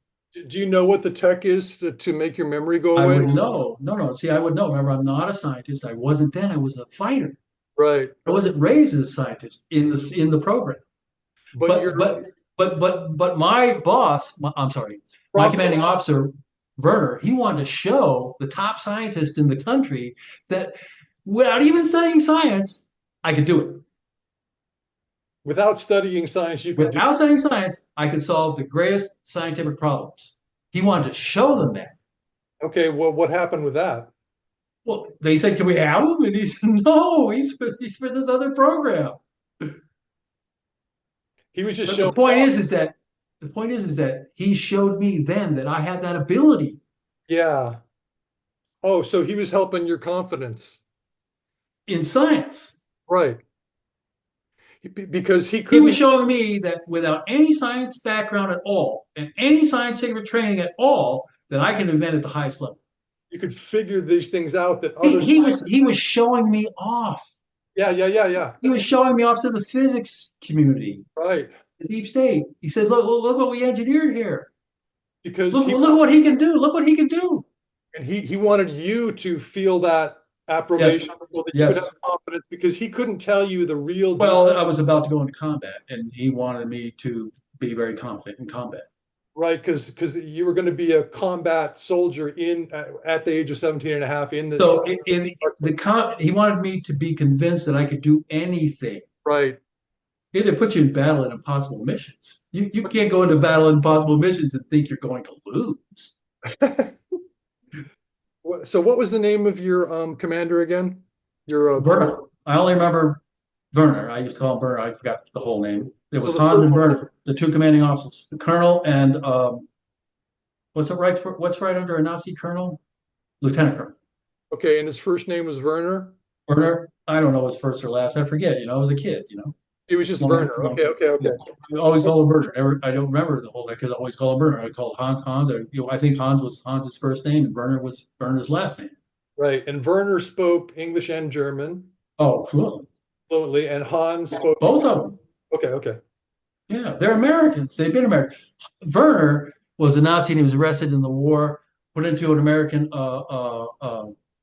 confinement camp, and he lost 160 pounds. Jesus. Nearly died of starvation. Yeah, yeah, yeah. And it took them 2.5 years after the war ended for them to release him. Uh, all right. So let's see. I'm going to go to some other questions And now. they released him under Operation Paperclip. Right. So That specific person was released under Operation Paperclip. if people want to go into a deep dive rabbit hole, just research Operation Paperclip. Okay. So, what does the sixth force and over Unity Tech mean for humanity today? Well, over Unity Tech, they say free energy, okay, but that free energy means it has to be really cheap, very inexpensive. Basic. Yeah, the bigger size, less powerful generator, but uses a lot of standard off-the-shelf components, makes it very cheap. I got it down to about 1/10 of a penny per kilowatt hour retail. That's $20 a year to run everything in your house. $20 a year to run everything in your house, retail, unsubsidized. Okay. That means quite a bit to everybody. Yeah. That's basically free. We buy the generator for $2,000, then $20 a year. It's basically free. Well, see, the 2000 is actually because there's no fuel. You're not paying any fuel, no maintenance. Okay. Right. So it's only replacement cost over 30 years. Okay. That's how you get down to 1/10 of a penny per kilowatt. Got it. So that's the $20 a year is the cost of the generator over 30 years. And you bought it for this amount and then you use it for 30 years. Yeah. So the sphere beings knew that you were going to do this. Yeah, told me I was going to do it. I don't know anything about science. I'm gonna have to go to school for that one too. I did. I did go to electronics school. I did. How come the sphere beings get to come and talk to you? You say if there's a non-interference thing in the universe. Well, that's a good one. I don't know. I'm just asking. I didn't think they were really interfering. They didn't give me They didn't give me the technology. They didn't tell you to do it. They just asked you. Yeah, and they didn't give me the technology. Right. It's one thing to ask somebody to try to invent something. Right. And it's another thing to actually here it is. Right. That's interference. I see. So suggestions are okay. So I talk to readers all the time who have guides, and everyone's has guides that they're talking to. I don't talk to any guides, but they're talking to my guides and they're talking to their guides, and I'm like, who are these guides? I don't talk to them often.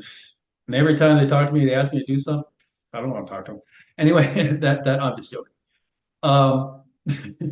Very, very infrequent. And like once every 30 years, it's like really weird. You'll hear your guide talking to you sometimes. Once every 30 years, yeah. Yeah, but they're not sphere beings. But they didn't give me the technology. They merely said that you're going to do it, and okay. So the sphere beings are your guides, basically. Yeah. Your occasional guides. Yeah. That's really cool. So now I want people to know this date, 1982. That's when they first contacted you. So summer of 1982, August of 1982. Okay, that predates anything that Corey did by 4 years.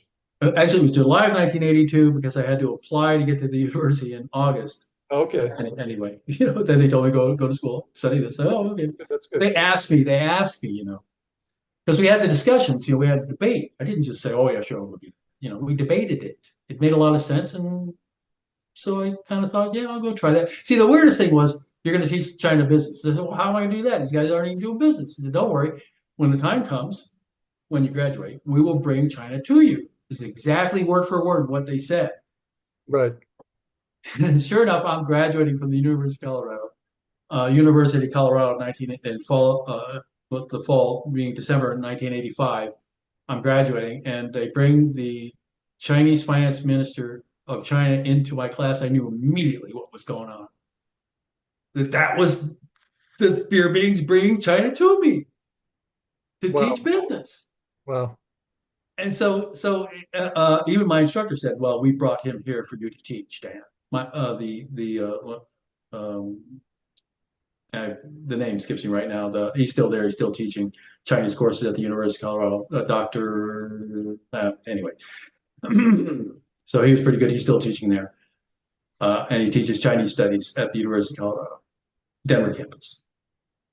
All right. Well, I've been buying books on plasma, and there's everybody's saying plasma is like a primordial life form. And so, anyway, what do you think about plasma and the relationship between plasma, compression, and time travel? Well, that's what Basagio, and he is a true uh, witness, as to the temporal management command programs to protect the timeline. He actually did those time travel missions, and he describes them accurately. He also describes the technology accurately that they used. Originally, it was Nikola Tesla's time travel device that Nikola Tesla invented with the sixth force, and then he said they found a better way to do it with compressed plasma, which makes a lot of sense. To me, it makes sense. But you got to know more about plasma to understand that, and that's why I sent you a little bit about plasma. Yeah, you sent a thing to this morning that was really cool. You said that so there's this five states of matter, but Yeah, most people think there's only four and that plasma's the fourth, but there's actually a fifth, and it's another kind of plasma. You know? so you said there's crystal plasma and liquid plasma. Is that what you said? No, no, no, the two states of matter that are plasma. There's actually two states of matter that are plasma, not just one. Okay. One is crystalline plasma, and the Right. other one is just regular plasma. Oh, I see. I see. I see. Okay. And then the thing is that it is possible to have an entity in a plasma. There are a lot of plasma beings. Okay, but not all plasma has entities. It has to be a confinable plasma. Right. Crystalline plasma is a confinable plasma. An entity can exist in crystalline plasma, but an entity can't exist in a plasma dissociated. It has to be a confinable plasma, And is naturally confinable. and the plasma itself is the being if it's confined? No, the being is inside the plasma. That's just its body. See, you can Oh, have an energy. You can have a pure energy body. yeah. It doesn't have to be like ours. Okay. Or organic mass. Okay. Okay. You can Because have a crystalline. You can have a crystalline body. And by the way, plasma crystals are crystalline and plasma body. Anyway. that's super cool. That's super cool. Because plasma seems to be this huge new frontier for science and academia has Oh no interest in it at all. So, yeah. Go talk to Scott Walton, I believe it is. That's the U.S. Navy Plasma Division. okay. Scott Walton. Yeah. So I've talked to the Plasma U.S. Navy captain at the Plasma Division. okay. Have you talked to them about plasma compression used for time No, travel? no, I actually wanted to. I said, hey, I want Scott Walton's ion beam means of disassociation of matter. Scott Walton published different articles and did a bunch of different demonstrations and shows on the U.S. Navy's ion beam plasma disassociation technique. You can actually disassociate matter and reduce it in all its different elements. Right. Okay, and the Navy has one, and it's for sale. Well, it was. I don't know if the patent's up, but that's published. Okay, and that's Scott Walton, Division of Plasma, U.S. Navy. So anyway, so that particular device, it uses too much power. So they wanted, over unit. They said they wanted an over unity generator. They were just pulling my leg. They already have over unity generators. But Uh, they wanted to hear about mine because they said, well, I can power that, ion beam dissociation, plasma dissociation method you have. They were more interested in my 0 point energy generator. is this tech you're talking about the same tech that in Star Trek they used to transport bodies from the ship to the planet, they're disassociating matter and reconfiguring the matter. No, that's different. The first transporters were six force, but better transporters are seven force. Seven force is replicator force. The easiest way to understand the seven force is, I'll give you two examples. Okay. One is mitosis. Okay, so you have the cell and it splits, right?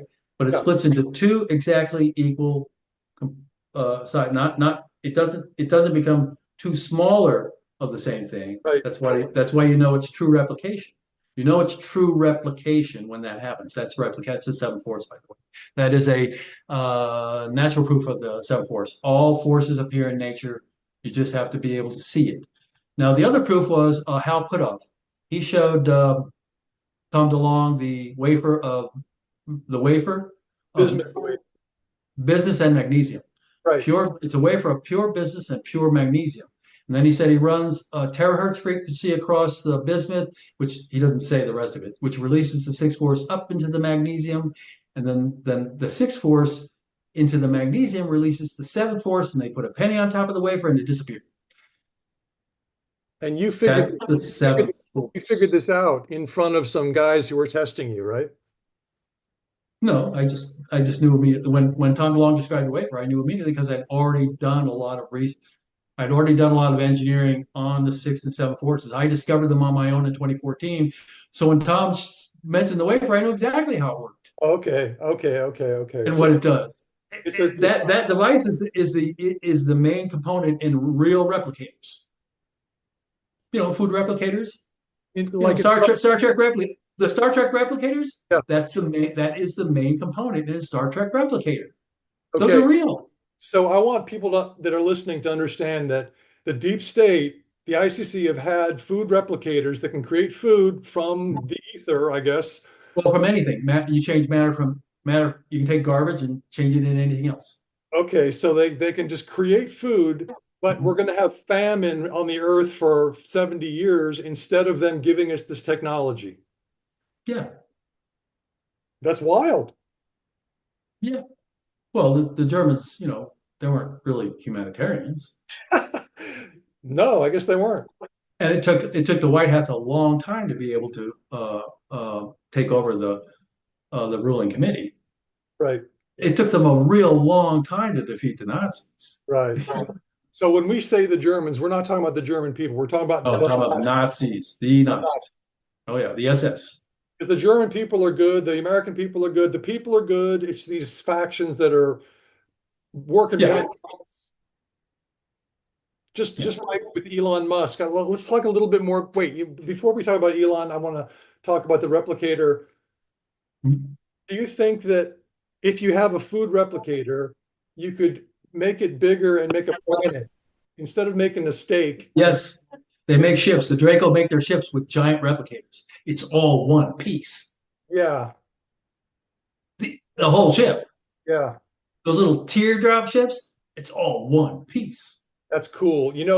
Doc Smith wrote a series of science fiction books with teardrop shaped ships. The big part was in the front of the ship, and it would go like a teardrop. And it had the ability to, if it hit another ship, the inertia would instantly stop. Somehow it had the ability to have no inertia at that moment, so it wouldn't crash in, it would just stop. Even if it's going a million miles an hour, just go boop and stop. Yeah, yeah, I yeah. wonder Real if, powerful, I very wonder if powerful. does he know something that Who? this guy, Doc Smith, who wrote back in the, I think it was the 70s, was Oh he no, I haven't followed him, so I don't know. okay? Because it sounds like he knew something if he's making teardrop shaped ships in his stories. Cool. So let's Well, you got to understand Asimov. Asimov. Yeah, hey, I never did pronounce it correctly. That's the first time I've heard it. Isaac Asimov, he's the man. Yeah, yeah. And I read all of his books, and that's all real technology, all of Yeah, it. because he wrote a lot of science books. People don't realize. So that information came out in books from people who knew. Yeah, So other people just may have read and said, "Oh, that makes sense. I'll just use that." I don't know. I'm just guessing. yeah. Well, But there were other people, and that's one of them who accurately described the tech. okay. So, well, Isaac Asimov also didn't seem to know why the moon was the way it was. So he wasn't read in on the fact that we have an artificial satellite instead of a natural moon. He was just like, Hmm. why is the moon the way it is? It doesn't make Yeah, yeah. the Well, orbits. when were those books written? I That was forgot the back in the, I years. think he said that back in the 70s. I got a quote from him. I think it's 50 years ago. He said, Hmm. why is the moon where it is? It doesn't make any sense. The Yeah. orbit should See, be I think that was longer. it, but that might have been his way of saying it was a satellite. He was just trying to get you to understand it was a satellite. Oh, that makes sense. He's asking the question, saying yeah, a natural body wouldn't behave like that. Right. Therefore, Yeah. go ahead and make the conclusion. Yeah, he was Cool. telling you it was a satellite, That's cool. That's really cool. but he didn't want to go too much into it. You know, Yeah. it's a little too much, a little too much. So he can only tell you about the technology in fiction books. Yeah. Go back and read the trilogy. Yeah. After you hear the disclosure, go back and read the trilogy. Right. The You know. Foundation trilogy. Such a great Mm, trilogy. It's mm, unbelievable. Unbelievable. That planet at the center of the galaxy, I guess, was Trantor, I think, and he was trying to figure out what they meant by the center, and at the end, you figure out that. Well, I'm not going to give it away, but it's the mm. coolest Yeah, ending. yeah. Okay, so let's see. Elon Musk, let's just talk about him really quick, and then whatever things you want to talk about, we have like 15 more minutes if we're going to do a 2 hour interview.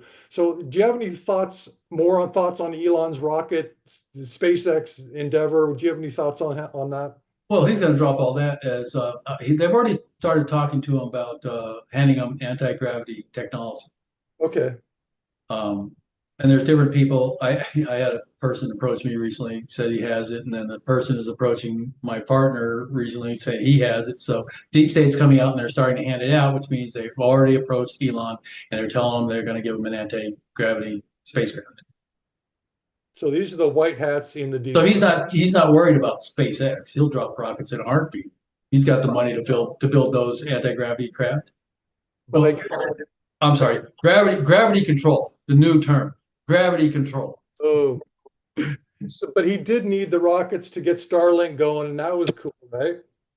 Oh, yeah, perpetuating the rocket ruse. And also, the deep state had other motives. They don't tell him what their motives are. They wanted him to bring in certain specific scientists from Russia Okay. for a reason. Okay. And he brought them in from Russia, all the top rocket scientists from Russia. They were unemployed. And so he brought them all in here. But the deep state wanted some of them to pull them into their program. To go And beyond. so they first got Elon to bring them into the country, and then they grabbed the ones they wanted. Oh, I see. So, because they want the Russian scientists to work on anti-gravity. No. All of the Russian rocket scientists, Yeah. the best ones, Elon brought them into the United States to build SpaceX. But the deep state wanted some of those rocket scientists because they were capable of doing other things, Right. capable of working for them because they were that smart. Right. But They, yeah, presumably they want them to do non-rocket things because yeah, rockets. yeah, yeah. But none of them knows anything about anti-gravity. Oh, None of those rocket scientists knows anything about it. They might have heard about it, but they might have seen some bad theories, you know. And I've sent you several of those, the Brown Bayfield effect and other bad yeah, you can levitate, but not very much. You know, you need the sixth force to really do it at warp one. Anyway, go ahead. how many warp are there? There 10, warp 10 it goes up to? No, you can go much faster than warp 10. It's just that people dissolve after 10. Dissolve. But material bodies, they just dissolve after 10 for some reason. It So disappears. that's the limit. Yeah, you just disassociate. All your molecules just disassociate. Hmm. Yeah, I guess there's a limit. There's a limit to how fast this body can move. right. This organic, you know. So we got to the other end of the universe at warp 11, but none of us are left on the crew. There's an empty ship. Yeah. They found that out the hard way. I'm sure the Nazis find out everything the hard way. Right. They don't care about losing personnel. Well, they kind of boxed Nikola Tesla into using people on the USS Eldridge experiment, and they did that. What didn't No, that wasn't him. No, yeah. You see, that was the United States in 47 trying to catch up to Nikola Tesla. See, Nikola Tesla sold all of his stuff to the Nazis in Right, 27. right. And then when the U.S. found out in 1936, they arrested him and put him in prison. Well, into a lab, into a government lab with two guards on him all the time. So the 47, and then he wouldn't give them the information. So they had to try to rediscover it themselves, meaning the United States non-deep state. They had Okay. to they had to rediscover it themselves. Remember, there's no deep state at this time. The Nazis, we were still at war with the Nazis. And remember, the Nazis took us over in 52. Right. So in 47, we were trying, our own scientists were trying to recreate, take Nikola Tesla's notes and recreate what he had done. Nikola Tesla didn't do the Philadelphia experiment. Okay. Because He wasn't involved in that at all. It was his tech that they tried to recreate. huh. Okay. He No, was he so he would never have said yes to using people, sailors, as experiments in that. And the only reason the U.S. military did that was because they were in a hurry to catch up to the Nazis because they knew the Nazis were about to fly into the capital and take us over with the Sixth Force, and so they were trying to catch up as fast as they could. And the decision was we can't wait. We we have to experiment with people. Right, We're right. losing the war here to the Nazis. They're going to fly in and take us. They're going to kill us all real soon here. They're going to fly over the capital, take over the capital. We know what they're going to do. They got the equipment to do it any day now. And sure enough, it happened in 52. So they were So trying. So So in as 47, they were desperate and they were willing to throw soldiers away because yeah, they were desperate to catch up and they right. couldn't do it. They didn't catch up. And specifically, what they were doing with the ship was they were trying to phase shift it a moment back in time so that it disappears. That's true cloaking. And that's real. Okay. Yeah. Okay. It's called true cloaking and it's real. Okay. I've personally seen it. So, I Yeah. mean, I had a cloaked, I was in Yucca Valley, California, 29 Palms Marine Base. A drone came flying over my car at about 10 feet, zoomed past, and it was totally cloaked. You can't see it at all, but you could hear it and see it. You could hear it and feel it. And my twin brother, he's driving. I'm next to him, and he said, "Did you see that?" And I said, "I sure did." Did you feel that? It was very powerful. Yeah, it was just Yeah. right over our car, and, Yeah. and it intended to fly over our Okay. car. Um, the 200 Venusian ships that Val Valiant Thor is the commander of here on Terra that are cloaked, are they using that basic, simple cloaking technology Yeah, or you just had to step out of time slightly. You can't see them. in the past? You go in a moment in the Well, it past. could be a moment in the past or a moment in the future. It doesn't matter. Just step out Okay. of this time. Just slide out of this time. Well, somebody described it as like a 45-degree angle thing. Oh, I got to think about that one. You Jesus. can't you can't phase the 40 gravity. First time I ever heard that one. That's interesting. All right, let's talk before you go. I know you got things to do. I want you to talk about stopping time or slowing time down in your fights with, was it the Yakuza? Yeah. Well, of course I did it. Of course I did that one. I was a super soldier, but I also did it on this time. I know that wasn't against Yakuza. Yakuza always fought duels 1-to-1, and there was no reason to slow down time. Oh, okay. Only in multiple opponents did I have a reason to slow down time, and it was an instinctive thing that I did. I just merely wished them to slow down, and they did. But it only happened 3 times. And I had no idea how I do it, but obviously I had that psionic ability that I had gained as a super soldier. But I experienced it 3 times. They were moving in slow motion, and I wasn't, and I knocked them all out. I didn't want to have to deal with 5 to 15 opponents. And And when this I was had that advantage, I took it. and this was after you came back from your 20 and back and you were living your life as a Yeah, 17 year I old. think it was like 23 at the time. Yeah, Yeah, so you were back from and you'd had all this training and yeah. so you didn't even know how you did it, but you were fighting a bunch of guys in a sort of a duel or a So rhythm. they surrounded me and they were trying to beat me up. Where was this? Where was this? Japan. Japan, okay. Yakuza.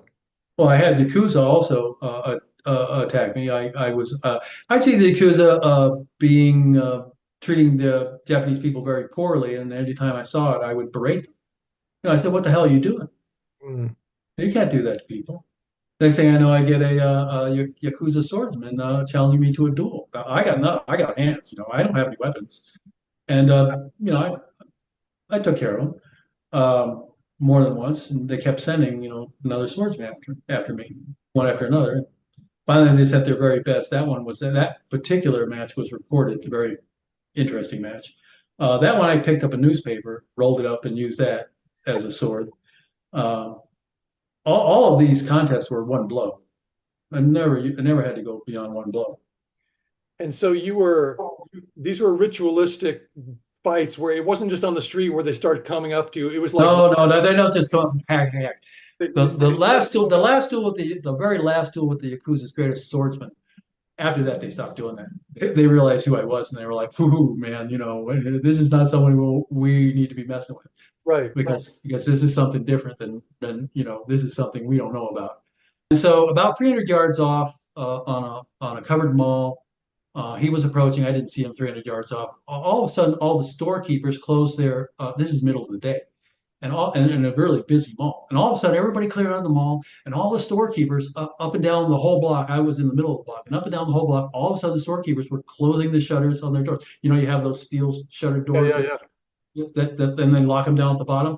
But they were all closing up and all locking their doors, and they all ran away and behind the doors, and someone were peeking out to see what was going on. So I thought right immediately I knew that it was a duel against the Yakuza swordsman immediately. Because only they had that kind of power amongst their people. Because So, they're like a criminal gang. They're sort of like the mafia in Japan. well, that's how the deep state rules. Yeah, Those are the things of the deep state. yeah. The deep state rules you with all the gangs. The reason all the gangs exist is so they can rule you with a Okay. heavy hand, with a heavy hand. Okay. So That that they just decide. They don't tell you. They just decide we're going to fight this guy now. well, I'd had about 10 duels with them already Yeah, because I would break them every time I saw them abusing their own people. You know. yeah, And then they said, "Well, I said, what, you want to fight me? Go ahead, come on." yeah, And yeah, then they would leave because they weren't fighters, and then they'd go get one, and that person would challenge me to a duel. And after about 10 of them, they always bring the swords, and that's how you know it's a Yakuza assassin. Anyway, or a Yakuza duelist. They weren't. If they wanted to assassinate me, they would have done it differently. They wanted a straight up duel. So he's about 300 yards off, and of course I knew there was going to be witnesses. So I looked behind me, and there were five other Yakuza behind me, but they weren't coming. They weren't coming closer. They were just going to be there to observe the duel, and also to prevent me from leaving. Of course, I laughed at that yeah. because I love dueling with the Yakuza. Yeah. And so I thought, I looked over and I thought, well, this guy's probably their best, and maybe I should, use a weapon this time. So there was a little newspaper stand. Japanese have newspaper stands. You just take the rock off the newspapers and you put the money on it. Okay. They don't have the boxes like we do. They put the money in. So I just took the rock off and I took the Sunday newspaper off, about a half-inch thick, and I rolled it up. I rolled it up because I was use it for my sword.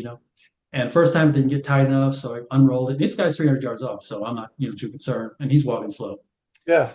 So I rolled it up the second time. I still didn't get it tight enough, and now he's about 100 yards. Now he's about 100 yards off, and I thought, it's still not tight enough. No, you got to really roll half-inch thick paper. You got to really really roll it to get it into a sword, right? Third time I got it to where I liked it. Kind of, okay, I'm ready. So he comes up and he whips out his sword. And I go, hey, I got mine. I'm fearless. I don't care. I'm gonna beat you. Yeah. Actually, when I picked up the newspaper, I knew I was going to beat him, and the reason I was using the newspaper this time is because I wanted to scare the hell out of the Yakuza because I wanted him to stop doing this. So my plan was to lay the newspaper on his chest after I beat him, which is what I did. Uh, you know, and so we're standing there for a little while, maybe about 10 minutes. With each other, I'm holding the newspaper towards him, he's holding the sword towards me at the proper distance apart. Well, there's a certain distance, you got to stay away from a person that you don't get too close. There's a certain distance, attack distance. So he wouldn't attack, and I really wanted to leave the scene real quickly. I didn't really want to stick around because I didn't want any police arriving. Yakuza could control the police. So I made myself a target, meaning I lowered my head and I lowered my eyes away from him, and I looked down to the ground. I lowered my head and I lowered my weapon. Yeah. This is like you bow from the waist, and it's actually a very demeaning thing to do because it's the way a sword fighting instructor trains children. So I was basically telling him that he was a child. And I was giving him what's known as completely open. That's how you train a child. Dip Yeah. your head down, put your Yeah. eyes down, and you lower your weapon so they can hit you in the head. Okay. Interesting. Okay. So I did that. All right. And I'm looking down and I lowered my head, and I lowered my weapon, and he was like, "Oh my God, what is he doing? Okay, I'll kill him." And so Yeah. he went for my head, which is what I sucked him into doing, and I blocked it and bam, knocked him on the head, cold unconscious. With a Sword, newspaper. yeah. Well, I was extremely powerful. Like I said, I won most of my duels with a single blow. And you were not trying to kill any of these Oh, guys. no, no, no, no. See, the problem about maiming or killing one of these guys is you're going to jail. You're going to prison. Oh, because You're going to prison for life. You maim or kill one of these guys, you're going to jail for life. the They, police. they, they, they control the government. I knew that. Okay, but they're trying to kill you. Oh yeah, yeah. But I never killed or maimed any of them. That Yeah, was yeah, why yeah. That's why I was never. That's why the police loved me. They just loved me. They'd always say, "Well, wait, did he hurt you?" They wanted me arrested. First of all, they didn't want to go to the police and admit they lost the duel. Second of all, when they did go, finally, the police was like, "Well, did he hurt you?" Yeah. Well, no. Oh, okay, what's your problem? You challenged him, right? Right. They love me. The police love me. They So, just love me. so this was after you're 20 and back. You've come back, and you're sort of like living this wild life where you don't have your memories back from the SSP yet, but you have your muscle memory, your training that you can access during a fight. Yeah, Yeah. crazy. I didn't know where it's come from. I So studied so martial arts for a year. I had no idea I could do that stuff. right, and you were able to I sleep. had the CI director of Japan asked me. He said, "Where did you get that training from?" I said, "I don't know." You said I've been studying martial arts. You said Yeah, well, I said, and he said, "Yeah, we looked at that background." He said, "No, no, sorry, I'm not buying it." you haven't And studied he long, said, "There's no way you could have learned those things from that school in 1 year." right? Because you're fighting Yakuza fighters with bare hands and then with a newspaper, and they all have swords. Very fine swords. When I picked up the sword that he dropped, it was one of the finest swords I'd ever seen. I had to put it back in the sheath because I didn't want anybody playing with it. This guy's laying on the ground unconscious, and I'm putting his sword back in his sheath. To help And him. then I laid the newspaper out on his chest, so the rest of the Yakuza would understand that I knew I was going to win the battle before it started. Yeah, yeah, yeah, yeah, yeah, yeah, yeah. Now you I were wanted to frighten anyone else who came after me, and it right. worked. Now in some of your battles, you found that you were able to slow time when there's more than one assailant, and you were able to slow time. Now, what do you Well, think that? it was an instinctive thing. I just like, oh, I wish these guys would slow down, and all of a sudden it happened. But Yeah. I don't, it was just the circumstance. How slow were they going compared to you? Oh, right, slow motion. I mean, I was, yeah, it was crazy. And I was like, oh, I'm going to take advantage of this and knock them all out. You just went and slapped him on the face and knocked him on the ground. Well, I hit him pretty hard. I meant to knock him out. But that's Matrix shit. That's like Neo in the Matrix where the bullets stop and he picks it out of the air and they all drop. Oh my God, yeah, okay, but those are the psionic abilities that they taught us Yeah. in the program. Okay.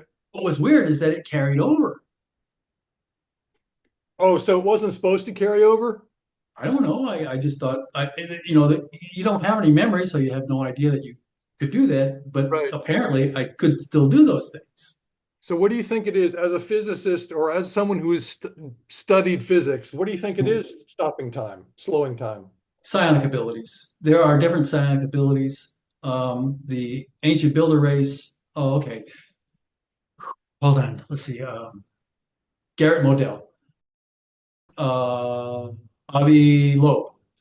Both of those are scientists that deal in psionics, especially Garrett Modell. Dr. Garrett Modell, University of Colorado. He's been teaching zero-point energy at the University of Colorado for over 10 years now. Okay. But he also teaches psionics, Okay. and that is real. But what I was explaining to Modell is there's actually 8 psionic powers. I think there's more, but I think that's the 8 basic ones. And that in order to he found out that in order to unlock certain alien technology, you could only unlock it psionically. it could only be controlled psionically. You had to have a psionic power in order to access that technology. And Garrett Modell found that out. And that's why that's you go on the university, it's right there. Garrett Modell psionics, Yeah. Uh, and he found out that technology is controlled by psionics. So he got people who had psionic abilities and started experimenting with that. And what I explained to him is that the highest technology, you have to have all of the psionic powers to be able to use it, and especially the eighth force. You cannot use the eighth force spear without psionic powers, and you need all eight of them. This fellow you're talking about at the university, he probably doesn't know that there's organic ships where you place your hand in and you communicate with the ship psionically or telepathically. Oh, Garrett Modell knows this. Oh He yeah. knows that? Oh yeah. You see, you gotta go read. You gotta read his stuff, and then you'll see that if you read his stuff, his academic papers, then you'll understand. Yeah, he knows.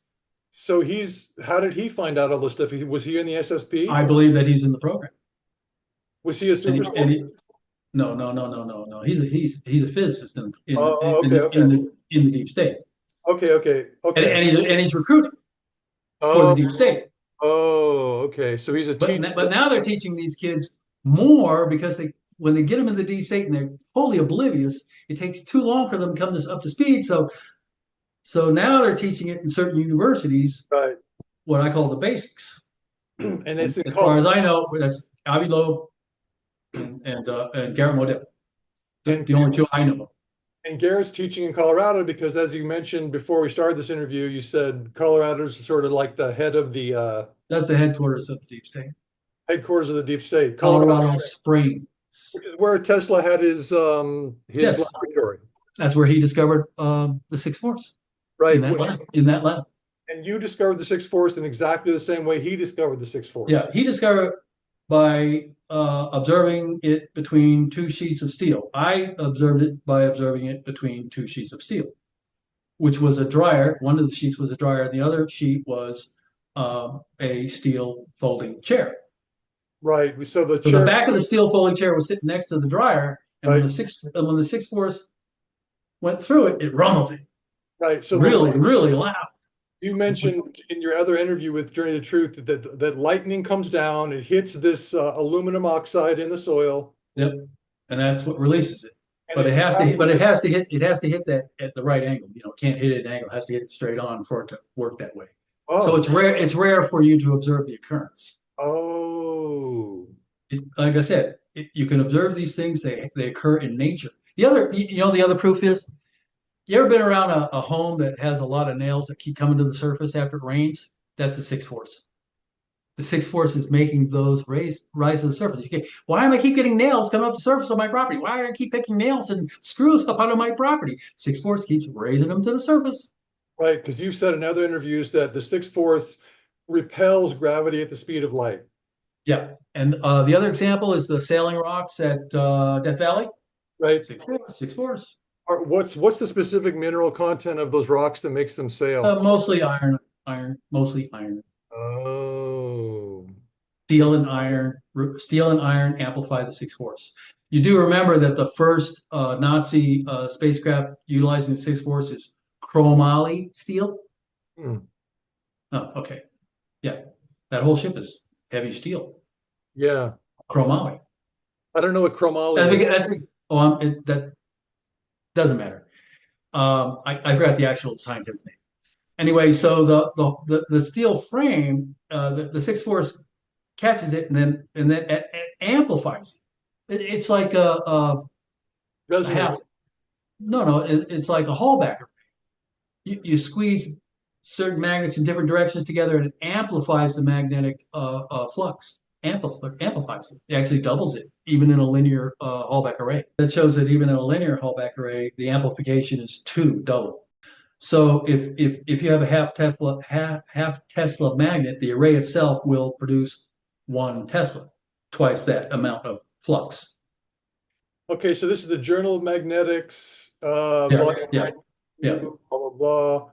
This Now, is just a modification of a half Tesla array. The old half Tesla arrays, which are at 90-degree angles, used to only produce 1.8 amplification, but this one produces 2, which is fantastic. okay, They found out if you angle it a little bit, you get a little bit more out of it, 2 amplification, but that amplifies the magnetic energy twofold. It amplifies it. That's important. Amplifications are important in zero-point energy devices. Okay. Now, if you do it in a planar array, the amplification is 2.8. If you do it in a cylinder, it's 3.4. If you do it in a sphere, it's 16 amplification.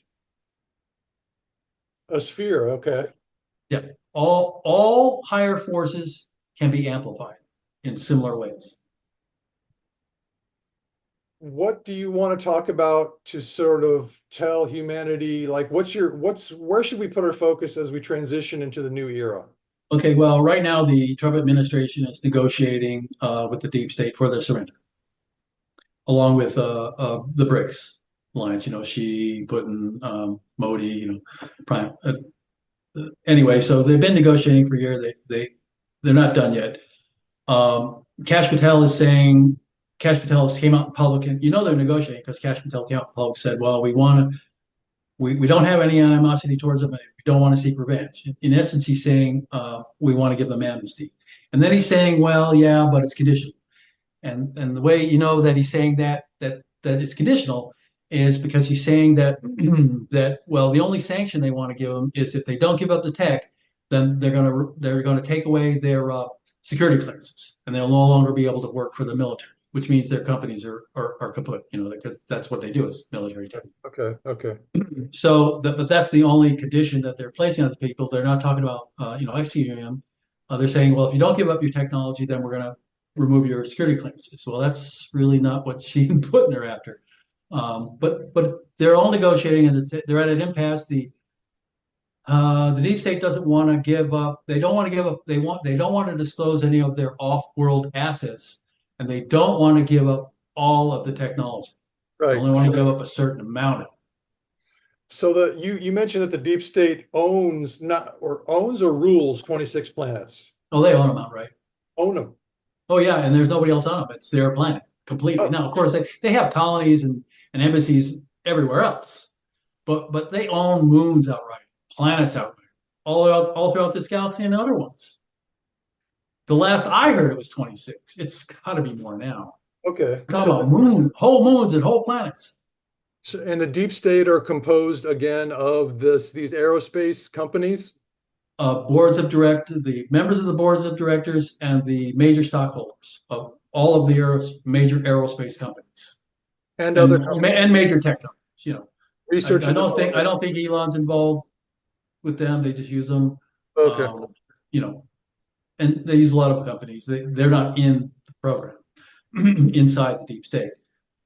Anyway, so they're all negotiating this now, and what I'm saying is, you know, this is a democracy, and this is the time for you all to get out there. You don't have to, but this is the best time to get out there and say what you think, how you think the negotiations should go. They don't want you involved in negotiations, and that's not real democracy as far as I'm concerned. I think that, you know, this democracy, we should be involved. All of us should be involved. This is a significant moment in the history of humanity.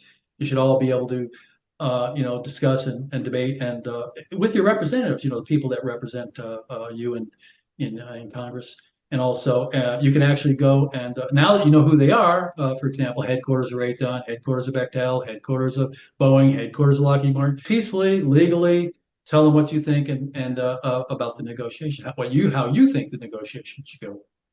Right. And there seems to be two major views that you've put forward. One is Putin's and Xi's, the president of China's view that the deep state players should be executed. Oh, And yeah. the other, no amnesty. And the other is Trump, the alliance, the White Hats, saying let's make deals with them and keep their corporations going. We're not going to kill them. We're going to give them. Yeah.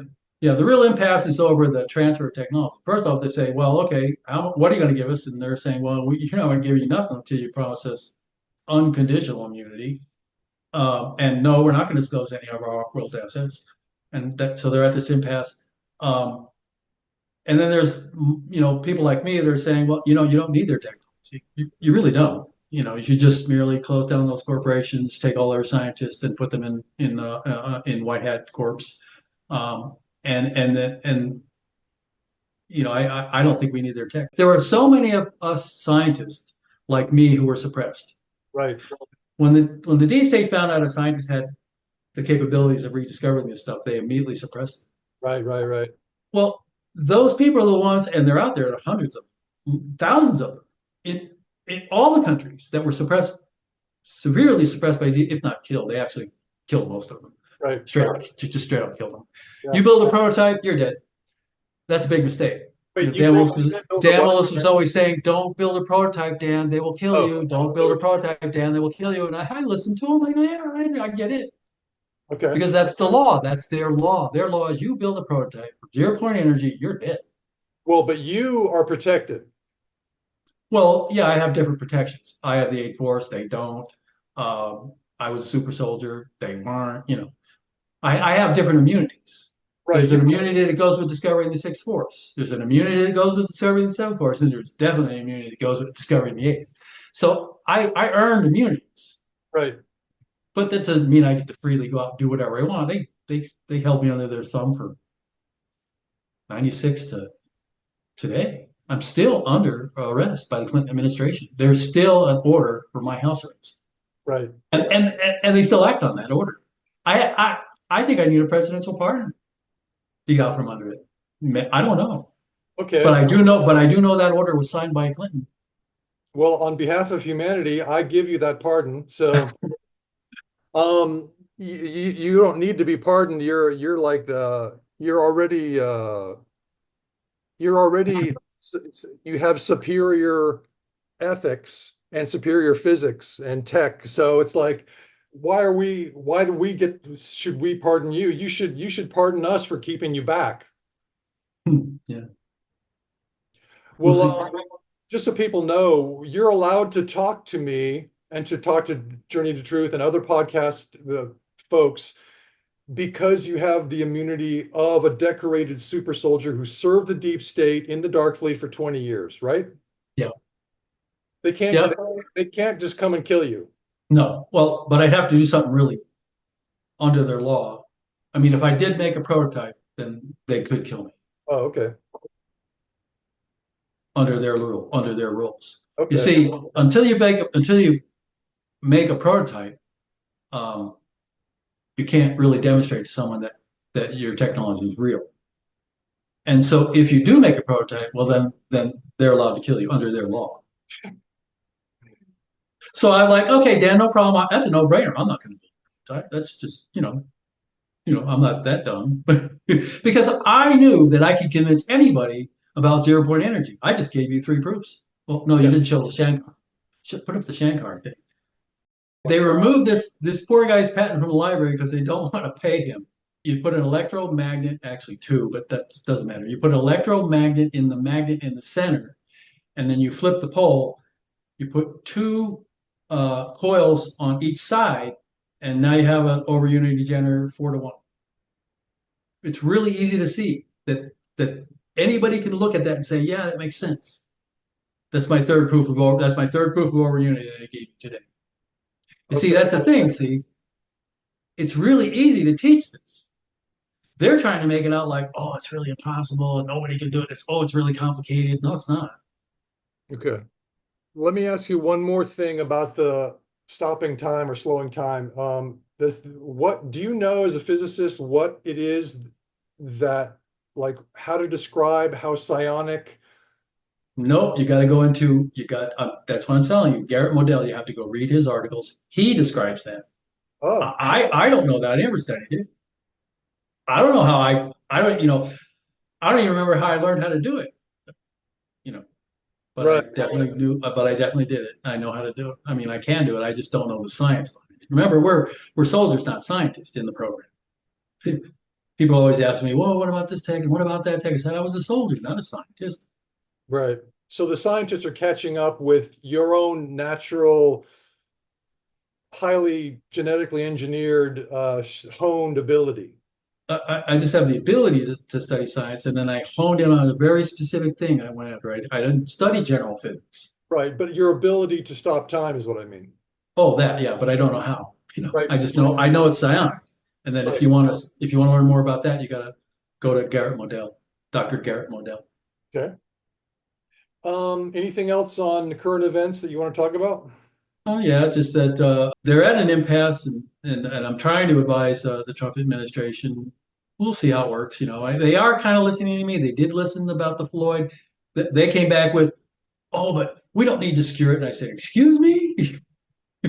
Well, we have another means of security. I said, well, you do know there's an expense to that other means of security you're talking about, right? And he said, well, what? And they said, there's a cost to that. Who's going to pay the cost of that? That the people are going to pay for that security. I said, security's expensive. You can't have a device that has to be secured. You got to start up with something bigger, Right, less powerful. right. So And I you, can make, and I know how to do that. I know how to do that in your house. I know how to do that in a car. I can make a car for $10,000 retail. I can make a generator that goes in your house for a tenth of a penny per kilowatt, $20 a year. yeah. And See, you haven't, Elon wants you to pay $100,000 for his Tesla wall and $100,000 for his little car with but you, with the little Floyd, which is extremely dangerous. right. So your version, your less powerful but Cheap. more efficient version that will replace the Tesla car battery, that can really help Elon. That's why I thought Elon would want. No, it doesn't replace the battery. See, it's not powerful enough to replace the battery. It's not powerful enough to replace the battery. That's the problem Elon has. Okay, It's powerful enough to run an onboard compressor, air compressor, which runs a compressed air engine. okay, See, that's how you get around the really dangerous stuff that Elon's into. okay.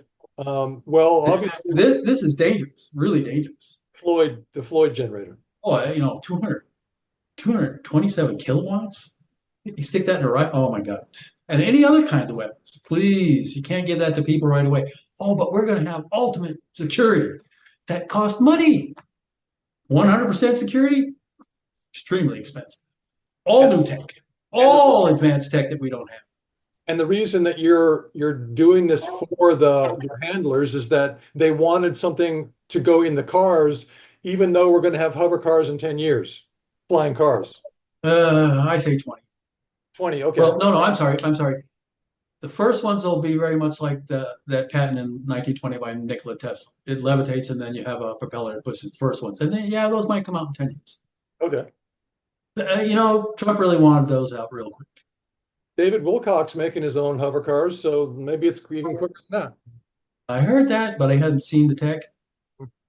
So, nobody, yeah, I kind of heard it, but I haven't seen the tech. I had to see the tech to critique it.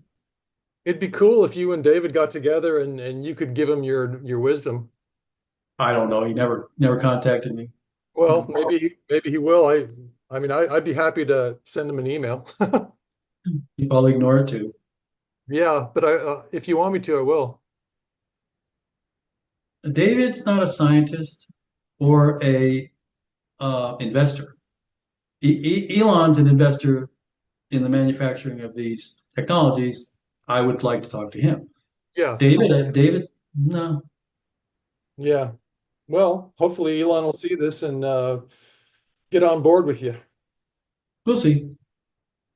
There should be other buyers. I keep getting divided by China.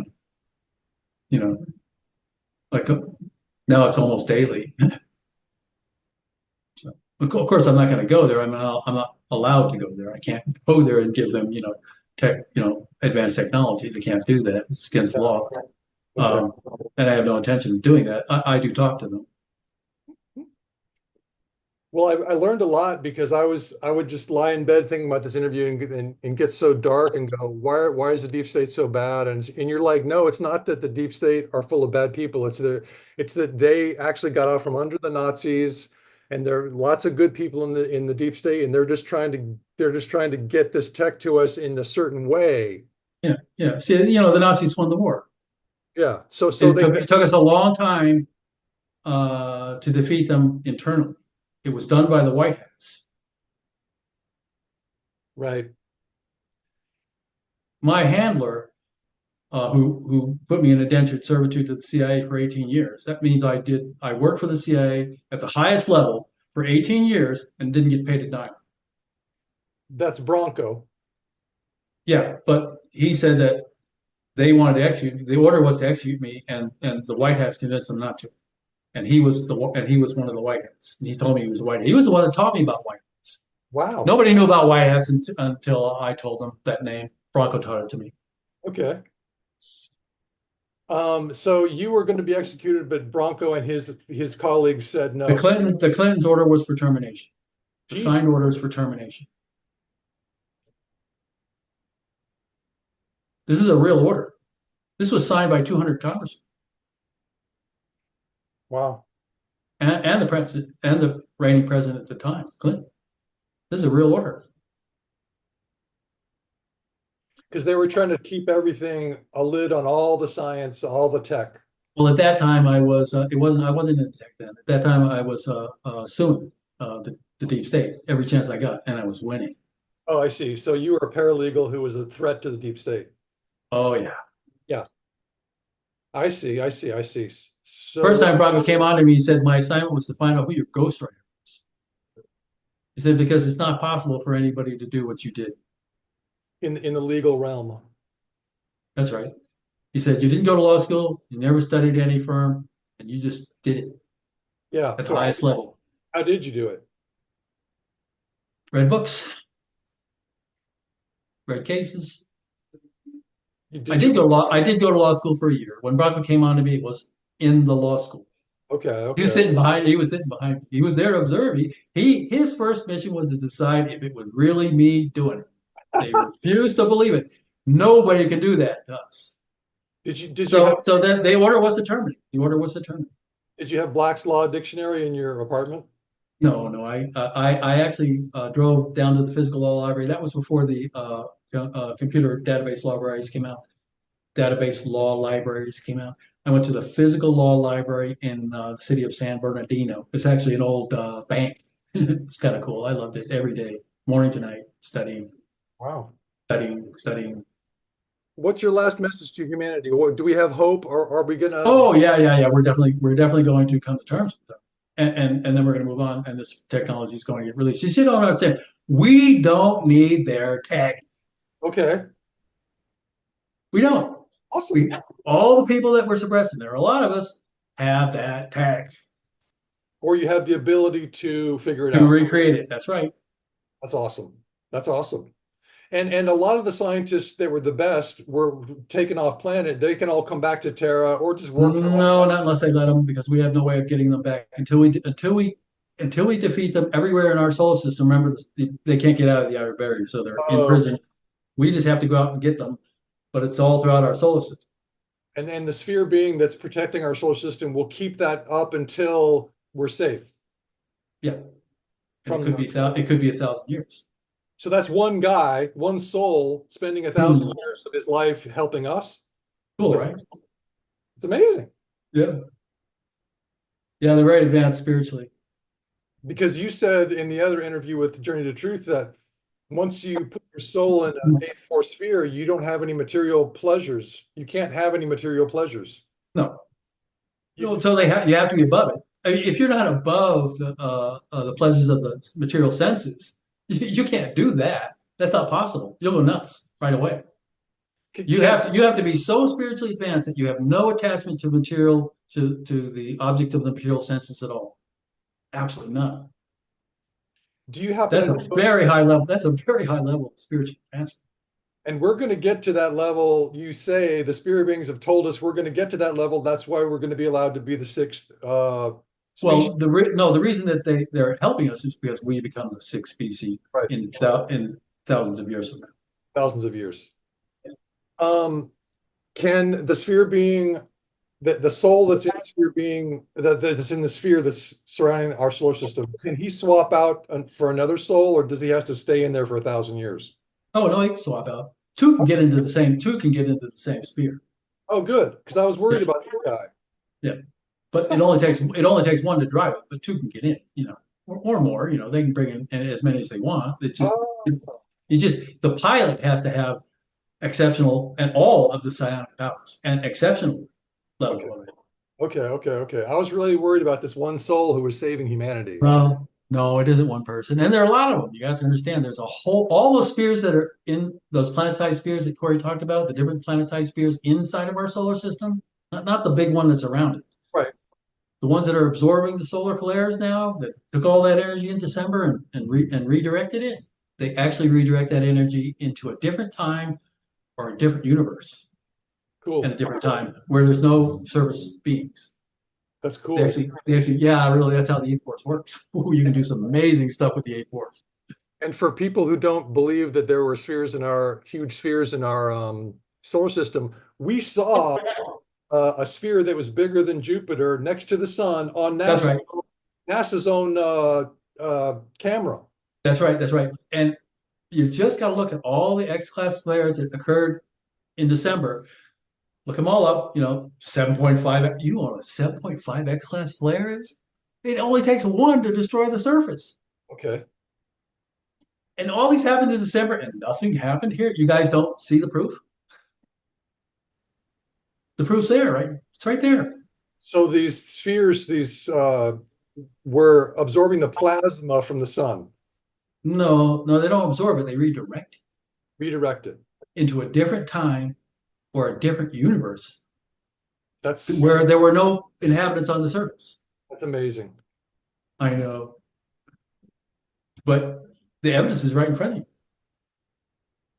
Can I mean, do we get to talk to the blue avians sometime? I don't want. No, they only talk to some people, and They you talk to you? know, no, no, very, very. I'm pretty much kind of done. I'm like after that, I spent a whole lifetime working on those two tasks. Are they going to come down and thank you, or No, no, no, no, no. You don't need to be thanked for your service to the Lord. well, is it wait, who is it to? Who's the service to? The service to the Lord. Service to God, spiritual life. Source. One doesn't seek. If that's the reason you're doing stuff to help people, it's because you want to be rewarded. It's Yeah, really not true truly I hear you. spiritual I motive. hear you. Well, nevertheless, I'm going to give you my thanks for this interview, even though you don't need that, because I really appreciate you, Dan. I just want a Trump. I just want a pardon from Trump. Okay, You good. know, Tell the universe what you want. That's awesome. yeah. No, a real pardon from that real order Okay. Okay. That Clinton put on me. Donald, get your Yeah, ear head, please give him a pardon. I mean, the universe doesn't need to pardon Dan Cooper. We need to pardon. We need the pardon for keeping his technology suppressed and for keeping him under house arrest for fucking 18 years or whatever it was. well, I'm actually still on it. They're just not exercising. Yeah, Yeah. my God. Well, thank you very much, Dan. I really appreciate you. I'm glad that we have an upgraded human to help us get through these times. Yeah. I'm not really that advanced. It takes a long time. I'm working on it, but it takes a lot of time. Well, thank you again, and I'll see you around the universe. Okay, Yes. Thanks. Good bye. night.